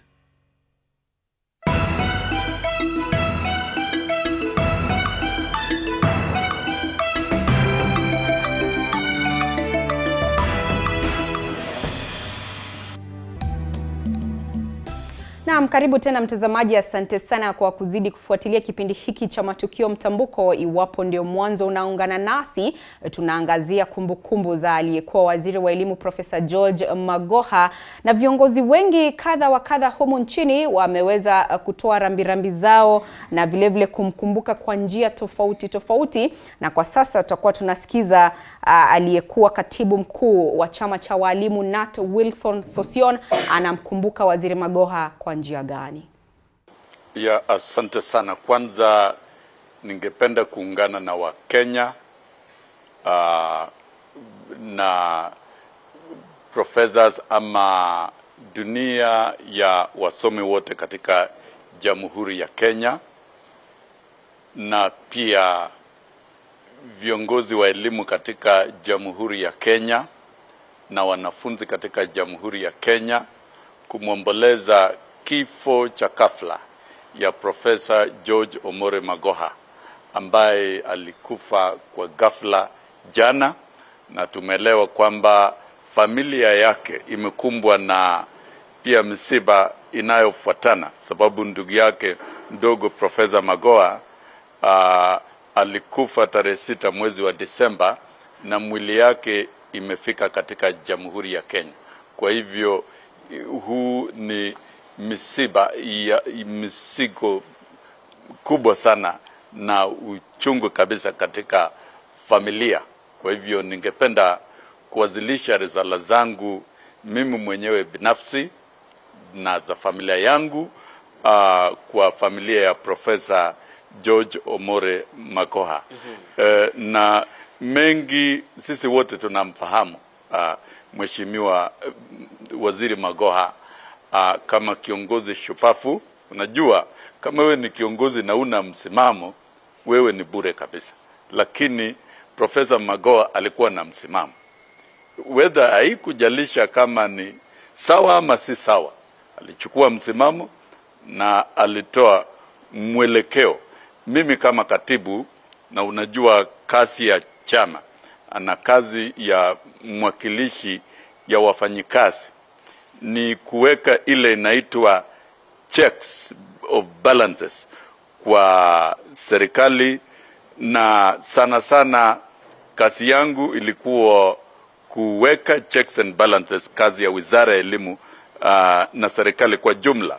Na ningependa kusema kwamba huyu waziri aliweza kuelewa sana kazi yake na uongozi wake katika. Na mtazamaji, ni aliyekuwa katibu mkuu wa chama cha walimu KNUT Wilson Sosion akimkumbuka aliyekuwa waziri wa elimu Profesa George Omore Magoha. Bila shaka walifanya kazi kwa ukaribu tena zaidi, na anamkumbuka kama kiongozi shupavu ambaye alikuwa na msimamo wake. Na ninarejesha hapa studioni nikukumbushe tu ninaye Hesbon Otieno, ni naibu katibu mkuu wa chama cha walimu KNUT. Vilevile yupo Ekra Ndongo ambaye ni mtaalamu wa masuala ya elimu na ni katibu mkuu wa KENAPCO.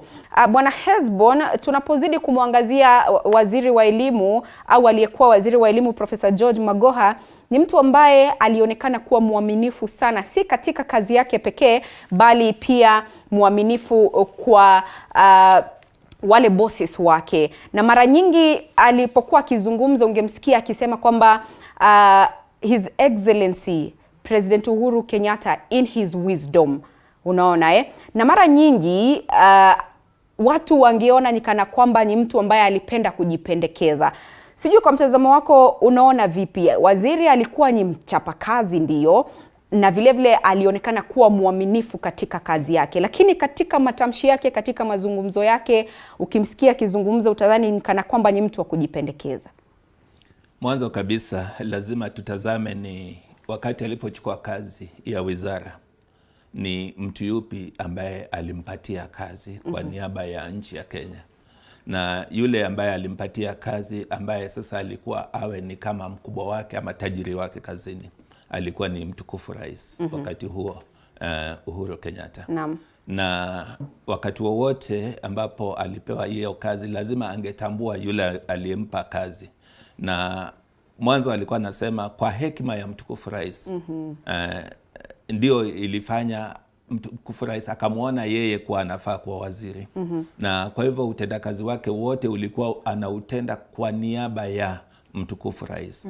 Na ndipo kila wakati alipokuwa katika mikutano yake, alipokuwa na hutubia, hata kama ni waandishi wa habari, lazima angesema kuwa mtukufu rais kwa hekima yake alimpa kazi ya kufanya kusimamia wizara ya elimu. Na wakati wowote angesema kuhusu mtukufu rais, si kuwa alikuwa anajipendekeza, ni kutambua yule ambaye alikuwa anawajibika kwake.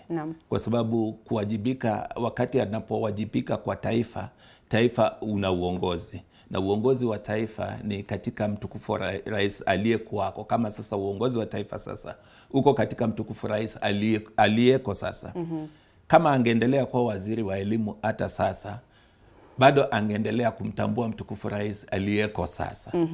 Na nakumbuka mwisho wakati alikuwa anatoka katika wizara hii ya elimu, akasema kuwa yeye anaondoka, kazi yake inafika mwisho, ikifika mwezi wa Agosti.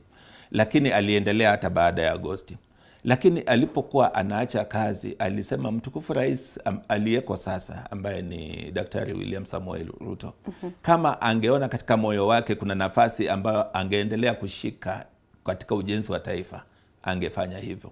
Kwa hivyo si kujipendekeza, bali ni kuwa mtu ambaye alionekana patriotic, mtu ambaye anaijali nchi yake, anaipenda nchi yake, na yuko tayari kutumikia nchi yake na uongozi wa nchi ambao kitambulisho chake kilikuwa katika afisi ya rais.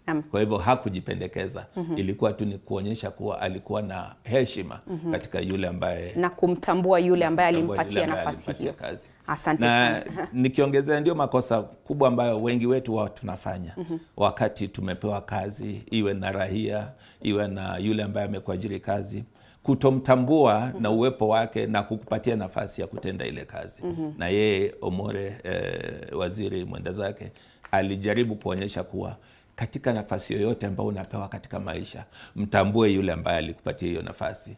Mungu kwanza na yule ambaye amekupatia nafasi. Kwa hivyo ni jambo la kupigiwa mfano. Ndiyo. Haya, Ekra, tunapozidi tu kuangazia kumbukumbu zake, labda tu nisome baadhi ya maneno yake wakati ambapo alikuwa akiita wanahabari kutoa tu taarifa kuhusiana na masuala ya elimu. Na nakumbuka wakati mmoja alikuwa akiwazungumzia wale ambao wanaitwa critics, wale ambao walikuwa wakimkosoa kila mara. Na akasema, I regard myself as an intellectual who thinks rationally. If you bring an idea which is unreasonable, we will shred it. If you take a position like mine, have you measured the thickness of my skin? Anauliza swali. And when I was at the university, it grew thicker than that of a hippopotamus. Kwa hivyo ni maneno yake wakati ule, na alionekana mtu ambaye alijua kwamba wale wa kumkosoa watakuwepo, lakini hakuyumbishwa na lolote lile. Sijui utapigia mfano suala hili la kutambua kwamba wa kukukosoa wapo, lakini hautayumbishwa nalo. Yeah, nakumbuka hata I think hata ni press conference hiyo peke yake, hata ingine alikuwa anapenda kusema, I think I'm the most handsome man. Okay, I may not win a contest. He used to say that. And then he says, I may not win a contest, but in the spirit of wisdom, let's do this because I am a surgeon. So your idea, you are saying left, right, center. Wenye walikuwa wanamkosoa ni politicians, anybody in the sector. But alikuwa anauliza mtu, wewe ungekuwa minister. Today I am the minister, I agree. And as the cabinet secretary education, na anaweka exclamation mark in his sentence, this is the right thing to do because Magoha, son of Magoha, I believe in doing the right thing, not what will please everybody else. I am not here to please anybody. And he puts an exclamation mark and pauses. I only respect my boss and the work that he has given me to streamline this sector. And this is what I have said, and this is the decision as the cabinet secretary, and it is the decision of the Ministry of Education. CBC is going on. We are moving forward. Wasiopenda, wasipede. We are moving forward with CBC. Alafu wanasema, tumesema universities stop doing ABCD. You colleges, now it's us. Nanyi pia anawazungumzia. Nasi pia natuzungumzia. Don't just make profits. I want to hear you offering scholarships. Yeah. And I want to hear that your institutions are registered and your institutions are doing ABCD, EFTH. So Professor Magoha, what we can describe him is that, number one, he was a faithful servant and he was a loyalist. And we don't get so many of those people. And thanks to Griffins, because alikuwa anasema hivyo. Mimi pale Starehe Boys. Na hiyo loyalist yake wakati mwingine ikaonekana kama sycophancy. Yes, kwa wenye hawaelewi.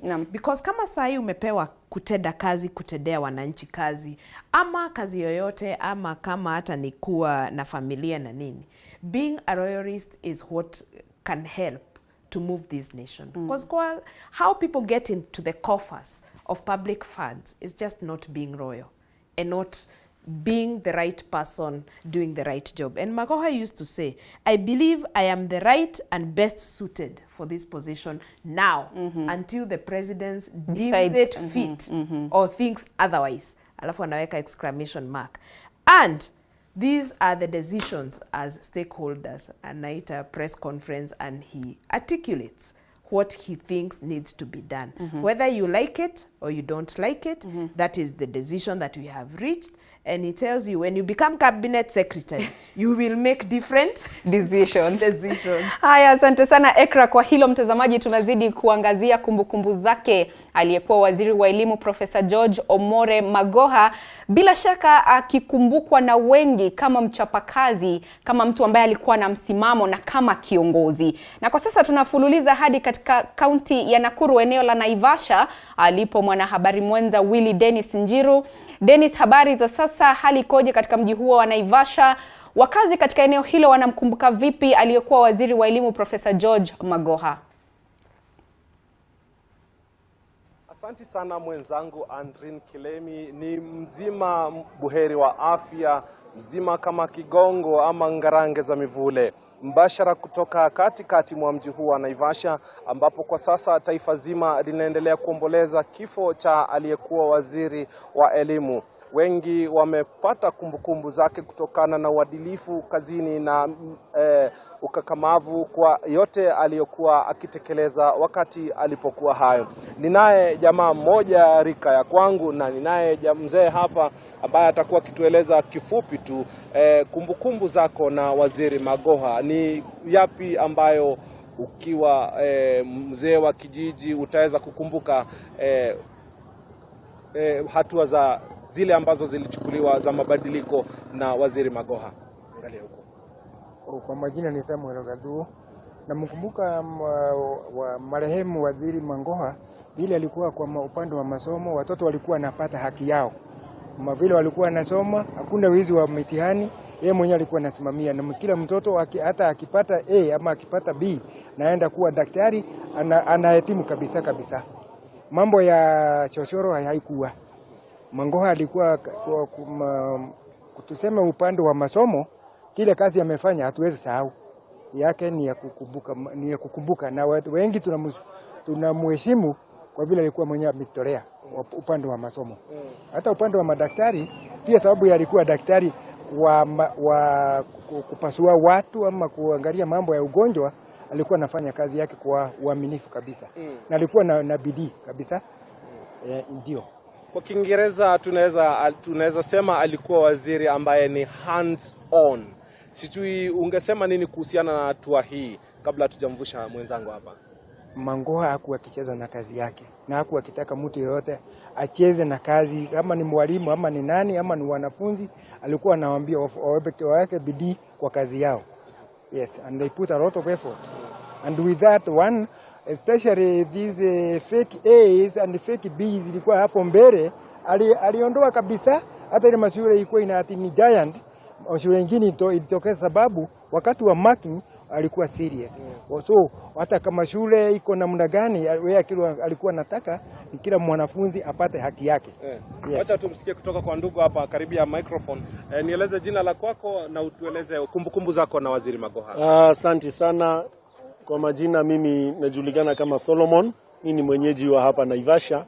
Na labda tunapeana kumbukumbu letu siku ya leo, ama tukisema mwenda zake Magoha apumzike kwa amani, ni kwa sababu Magoha vile tulimuelewa kama waziri wa education, amekuwa mtu wa kufanya kazi. Amekuwa mtu ambaye kwa kweli ameweka uso ya taifa nzima. Ni kwa sababu amekuwa waziri ambaye kazi yake ameifanya sawa sawa. Watoto wakimaliza shule, ungesikia sijui amepita anakosa shule, ungempata hata kwa village asubuhi na mapema akijua kwa nini mtoto fulani ajenda shule, kwa nini mtoto huyu ajechukuliwa hii, na kwa nini hata kama ni kukosa hela huyu mtoto lazima atasaidiwa. Kwa hivyo ni mtu ambaye anajulikana na taifa nzima, kwa kila mtu ninajua Kenya nzima, watoto, wazazi, kila mtu kwa kweli anaomboleza hii mambo ya Magoha. Lakini tuseme nini, yote ni ya Mungu, wakati wa kuzaliwa na wakati ikifika basi tunapumzika kwa amani. Nikimalizia njuga ama viatu vya waziri aliye mwenda zake Waziri Magoha zitaweza kuvaliwa na nani, na endapo sivyo basi ni yapi ambayo tunaweza kusoma kutokana kwake?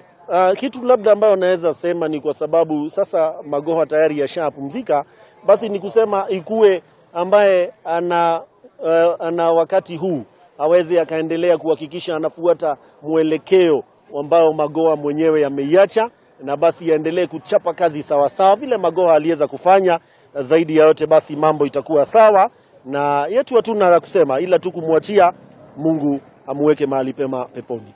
Asante sana kwa muda wenu. Andrin Kilemi, mambo ni kama hayo tu, semi chache kutoka wakazi wa eneo hili la Naivasha. Bila shaka taifa linamwomboleza mwenda zake Bwana Magoha aliyetangazwa kifo chake ambacho kilitangazwa hapo jana.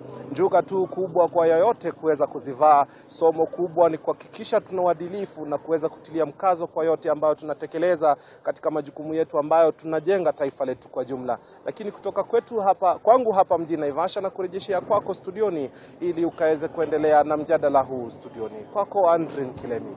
Asante sana mwenzangu Willy Dennis Njiru kutoka eneo hilo la Naivasha County ya Nakuru. Mtazamaji wapo ndio mwanzo unaungana nasi, tunaangazia safari yake aliyekuwa waziri wa elimu Profesa George Omore Magoha. Kumbukumbu zake, wananchi watamkumbuka kwa njia gani? Manake alifanya kazi kwa karibu sana na washikadau katika sekta ya elimu. Nakumbuka sekta hii ya elimu washikadau wakubwa zaidi ni wazazi ambao walikuwa wakifaidika kutokana na maamuzi ya sekta ya elimu. Na hapa studioni ninao wachanganuzi wa masuala ya elimu, Hesbon Otieno ambaye ni naibu katibu wa chama cha walimu NAT, vilevile Ekra Ndongo ambaye ni katibu mkuu kutoka KENAPCO na vilevile ni mtaalamu wa masuala ya elimu. Bwana Otieno, kumbukumbu zinazidi kutolewa pale na washikadau katika sekta ya elimu kuhusiana na utendakazi wa aliyekuwa waziri wa elimu Profesa George Omore Magoha,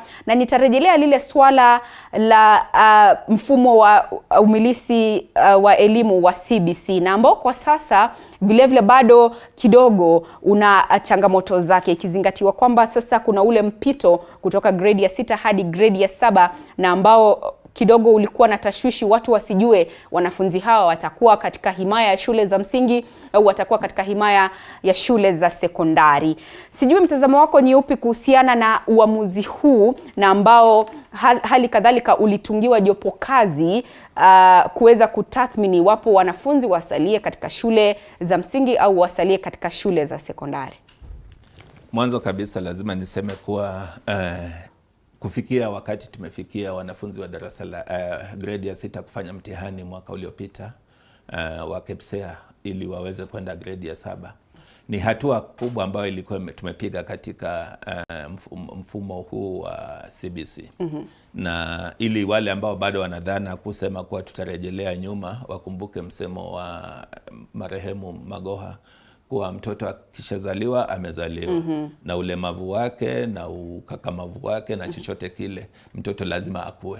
Kwa hivyo lazima tupokee kuwa mtoto huyu amekuwa sasa, amefikia kiwango cha sisi sasa kutazama kama wanafunzi hawa wa darasa la 6 grade ya 6 wanapoenda grade ya 7 wataenda kwa njia gani. Na katika ile presidential working party ambayo ilikuwa imewekwa, katika hekima ya kupata maoni ya washikadau katika sekta tofauti za elimu na pamoja na wazazi, wameona ni vizuri wanafunzi hawa waende wabakie katika shule za msingi. Na ni jambo ambalo lilikuwa bora kwa sababu hizi shule za msingi ndio zilikuwa na madarasa. Muundo msingi kabisa katika kupokea wanafunzi ni nafasi ya wao kupata darasa na kuketi chini, alafu mambo mengine yatafuatilia. Kwa hivyo ule uamuzi wa kusema waendelee katika shule za msingi ambazo zilikuwa na nafasi hiyo ya madarasa ambayo yangekuwa wazi wao kutumia ni jambo nzuri ambalo lilifanywa katika uamuzi. Sasa na kile ambacho kinatendeka sasa si tofauti katika kuendeleza elimu. Lazima watu wajadiliane, wajue sasa tumeingia katika grade ya 7, ni mambo yapi ambayo yanastahili kuwa, ni mikakati ipi mizuri ambayo itafanya tufaulu. Jana nimeona Wizara ya Elimu imetoa guidelines ambazo zitapatia na mwelekeo wa jinsi management ya grade ya 7 na 8 na 9 itakavyoendelea, jinsi walimu wanastahili kupokea wanafunzi na mambo kama hayo, na vile masomo yataendelea. Kwa hivyo tunaona kwa ule msingi ambao ulikuwa umewekwa na Profesa Magoha, kwa kutilia uzito kuwa hatutarejelea nyuma, tutaendelea na CBC, imetupa hatua kubwa. Hata sasa wakati Waziri Machogu amechukua wizara, ana ile inaitwa katika Kiingereza springboard ya kuendeleza kazi ambayo jopo kazi ile ya rais imependekeza. Na washikadau wote tukikuja pamoja tushikane.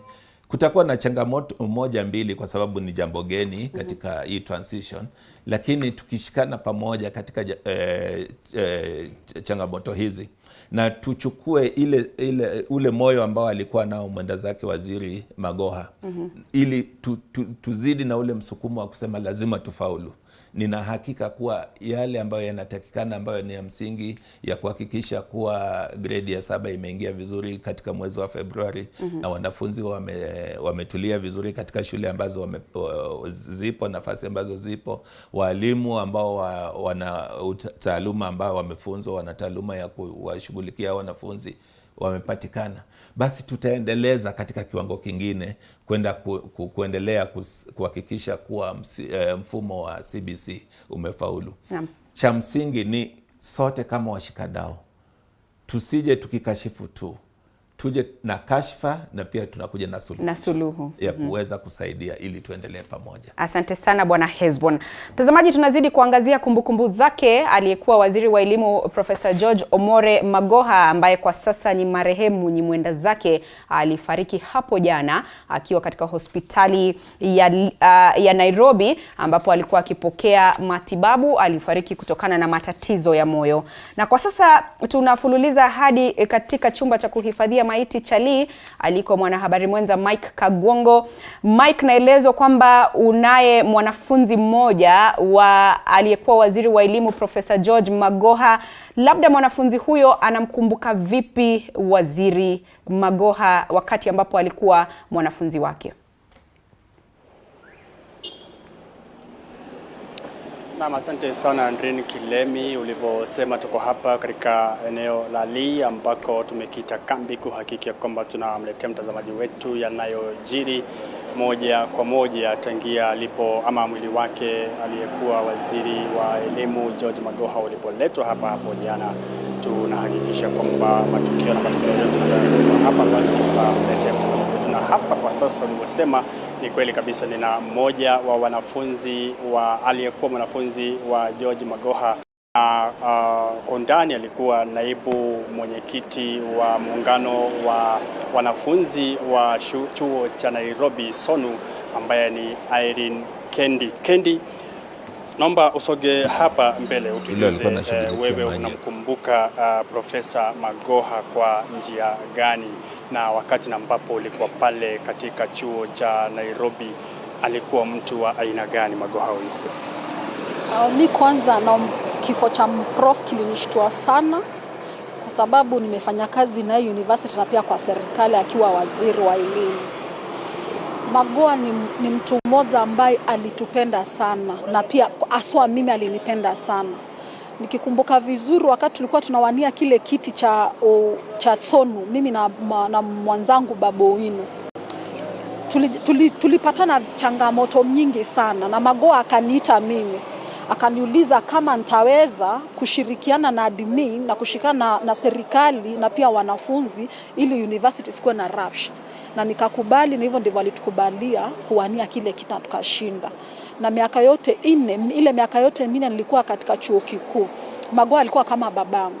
Hakuna siku ambayo tumekuwa tukihitaji kitu kama wanafunzi Magoha atunyime.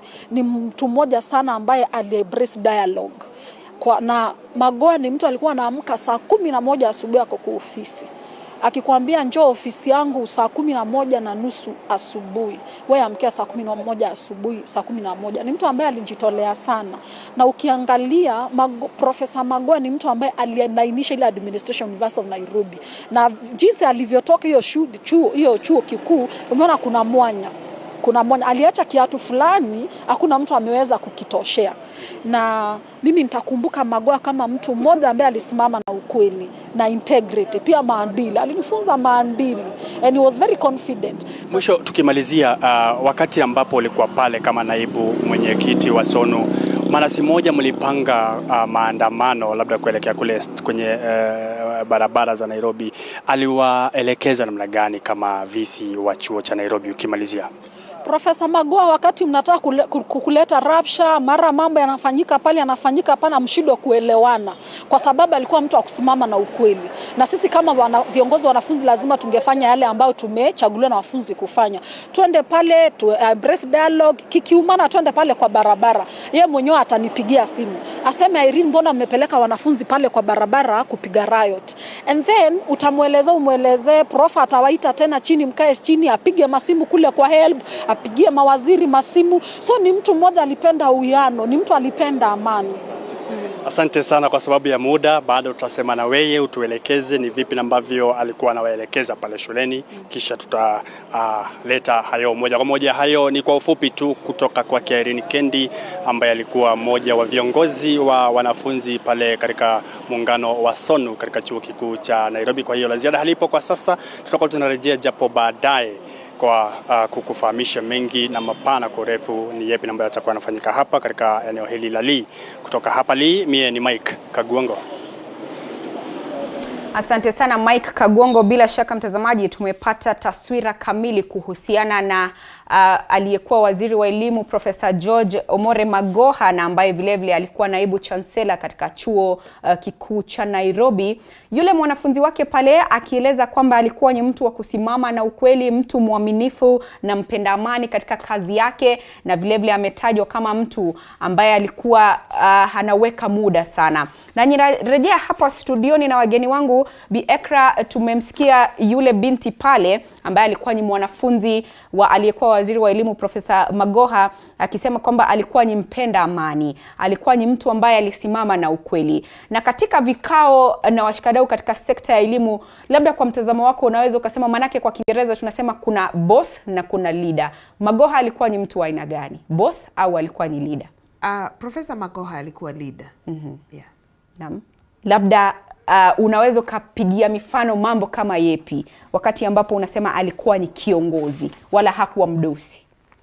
Profesa Magoha mwanzo hapo kwa kusema hakuwa mdosi, hata mwenyewe alipenda kusema my humble self. Naam. I am a humble man from a humble beginning, a boy who got a scholarship. So I am here not as the most man full of wisdom. I don't know everything. So can we start our meeting and hear what everyone has to contribute to this? So that's a spirit of leadership. Because people who are bossy, they don't want to hear what every other sector is saying. And Professor Magoha, for the first time as the Cabinet Secretary Education, recognized private educators in the private sector as a stakeholder, kama watu wenye wanasaidia kwa sekta ya elimu. So Professor Magoha recognized us during his reign. Alafu in leadership, Professor Magoha alihakikisha kila mtu wako kwa mkutano. Where is NAT? Where is KENAPCO? Where is NAPUK? Where is KUPPET? Where is NEC? So hakujibu swali lolote. Ungeuliza swali inahusiana na NEC, anauliza where is NEC to answer that one. Where is TSC to respond to that. Professor Magoha never acted like I am the one and the know-it-all because I am the CEO as cabinet secretary. So Professor Magoha alikuwa tu anataka kila sekta ya elimu maswali yajibiwe na wale wanaofaa kwa hiyo sekta. So tutamkumbuka kama kiongozi ambaye alipenda kazi yake, kiongozi ambaye alipenda vile alivyofanya, na kiongozi ambaye tutamreference kwa miaka mingi. Sasa tunamkumbuka Magoha na alikuwa cabinet secretary wetu wa miaka 5. Lakini inakaa ni kama alikuwa cabinet secretary miaka 20. Zile vitu alivyofanya. You know, we may not have seen it when he was cabinet secretary, but this is the time we are reflecting on the good deeds and him, and we are like, wow, we had a great leader. And his leadership was exhibited during COVID-19. Ukienda uwambia Profesa Magoha, unamwambia Profesa, tunafaa tufugue, tumeshindwa kulipa manyumba zetu, cause as private sector we are on rented premises, our teachers are on zero salary, everything, so can we reopen? Akwambia eda uandike, uniambie ukireopen utafanya nini kusiwe na COVID. So you go and draft a reopening whatever memorandum on what you will do as a sector. And if Professor Magoha goes through it and sees, can we implement this? We don't have to reinvent the wheel. Unajua Professor Magoha alikuwa anapenda kugoga meza akiongea to stress his point. We don't have to reinvent the wheel. This is good brains. This is what private sector are saying. Can you implement what is implementable? Na mkutano inaishia hapo. Naam. Bwana Hesbon, ukizungumza labda kwa niaba ya walimu, manake uko katika sekta ya walimu sana sana, chama cha kutetea haki za walimu NAT. Kuna wakati mmoja palikuwepo na kisa kuhusiana na mwalimu, na mara nyingi ungefanya kikao na walimu, labda wangesema naogopa kuzungumza kwa sababu ya 1, 2, 3, labda kwa sababu ya ule ukakamavu wa waziri. Sijui kwa mtazamo wako utasema alikuwa ni kiongozi au alikuwa ni mdosi? Mwanzo ninataka kusema kuwa Waziri Magoha alikuwa kiongozi. Kwa sababu hakuwa mtu wa kuketi ofisini na kusubiri aletewe matokeo. Naam. Sana sana watu ambao tunawaangalia wakiwa boss ni mtu ambaye anapatiana mwelekeo na ama anaelekeza watu kisha anangoja, anasema nendeni mkafanye mniletee matokeo. Ile file iko wapi, hii iko wapi, nataka kuona. Lakini ungempata yeye yuko kila mahali. Mahali ambapo kazi inatendeka yuko pale. Na nakumbuka wakati wa mwisho kabla hajaondoka ofisini, kila mara kama wanahabari tunapata ile press release kwamba Waziri Magoha atakuwa kaunti fulani akikagua madarasa ya CBC. Naam. Sasa huo ndio uongozi sasa. Uongozi ambao unawafikia watu.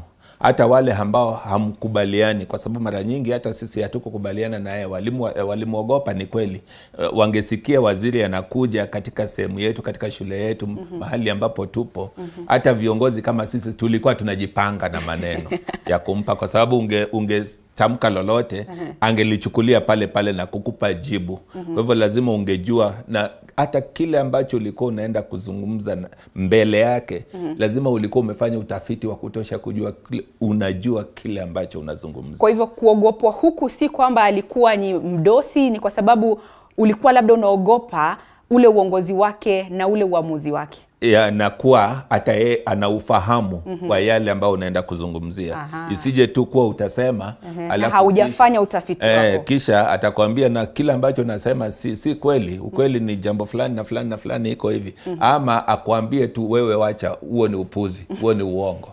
Mbele ya watu bila kuchagua maneno ambayo atatumia. Atasema huo ni upuzi, hiyo si ukweli. Get out of here. Mambo kama hayo. Haikuwa atikuwa hakuwa na lugha. Lakini ni kwa sababu alikuwa anatumia ile kuonyesha authority ya ufahamu wa yale mambo ambayo alikuwa anajua. Kwa sasa watu walikuwa wanamogopa, lakini Waingereza walisema you never know a good thing until you lose it. Kwa hivyo sasa ndio watu labda wangeanza kuona mapengo ambayo yamebakia kutokana na kutokuwa na yeye kama waziri wa elimu. Kwa hivyo alikuwa ni kiongozi bora. Na ukiangalia viongozi pia wanachukuliwa na successes ambazo wamekuwa nao katika mahali wamekuwa. Ukiangalia katika chuo kikuu mahali alikuwa, katika uongozi wake tuliona jinsi alivyofaulu. Wakati alikuwa katika Kenya National Examination Council, tukaona jinsi kwa muda mfupi aliweza kufanya marekebisho na kukawa na Examination Council ambayo ilikuwa na focus mpya. Wakati ameingia katika Wizara ya Elimu, ukaona kwa muda mfupi ambao alikuwa waziri, mabadiliko ambayo yalikuwa. Kwa hivyo unaweza kuona na alikuwa anachukua mstari wa mbele. Hata wakati mwingine alikuwa anatangulia hata PS wake katika mikutano, mpaka nauliza PS, mimi nimefika hapa na wewe hujafika. Kwa nini nakutangulia? Kwani ulilala saa ngapi, uliamka saa ngapi? Alikuwa haisemi kumdunisha, lakini kumuonyesha umuhimu wa kuwa kazini kwa wakati unavyofaa na kufanya yale ambayo yanastahili. Kama yeye anafanya, Waswahili wanasema sembuse wewe. Lazima nyote muwe na ule uwezo wa kutenda. Kwa hivyo alikuwa ni kiongozi, kwa kifupi alikuwa ni kiongozi na kiongozi bora. Naam. Nakumbuka wakati mmoja watu wakifanya tu ucheshi kwenye mitandao wakiuliza iwapo Profesa Magoha ni mtu wa kuweka muda kama inavyoonekana, basi dereva wake ambaye anastahili kumpeleka sehemu fulani iwapo atachelewa, je, Magoha iwapo alisema ni saa 12 na dereva hajafika saa 12, atajipeleka au hali itakuwa vipi? Kwa hivyo inaonekana kwamba waziri alikuwa ni mtu ambaye alikuwa anaweka maneno yake. Iwapo ni saa 12, basi inakuwa ni saa 12. Ekra, manake naona muda kidogo unasonga, labda kwa zile kauli za mwisho tu tupate kusikia kutoka kwako, na nitarejelea swala ambalo alizungumzia waziri alipokuwa hai kuhusiana na fedha za hapa duniani. Akasema, this obsession of becoming very rich, do you intend to be buried in the money? Akasema, even if you are buried in gold, some Kenyans will come and remove you, so it's better to be buried without. Maoni yako ni gani kuhusiana na kauli hiyo, kuhusiana na earthly riches? Professor Magoha ni mtu aliamini like what we read in the good book, Life Manual. It's all vanity. And true to it, it is all vanity. Now he's gone. So Magoha alikuwa anamaanisha kubukwa kwa yale uliyoyatenda wakati uko hai, na ubadilishe maisha ya wengi na ufanye kazi inavyostahili.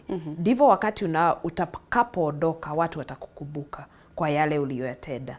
Na alikuwa anasema hayo maneno alafu anakumbuka Griffin. Hagesema hiyo maneno alafu asiongezee pale Starehe Boys. Griffin alituonyesha, alitufunza.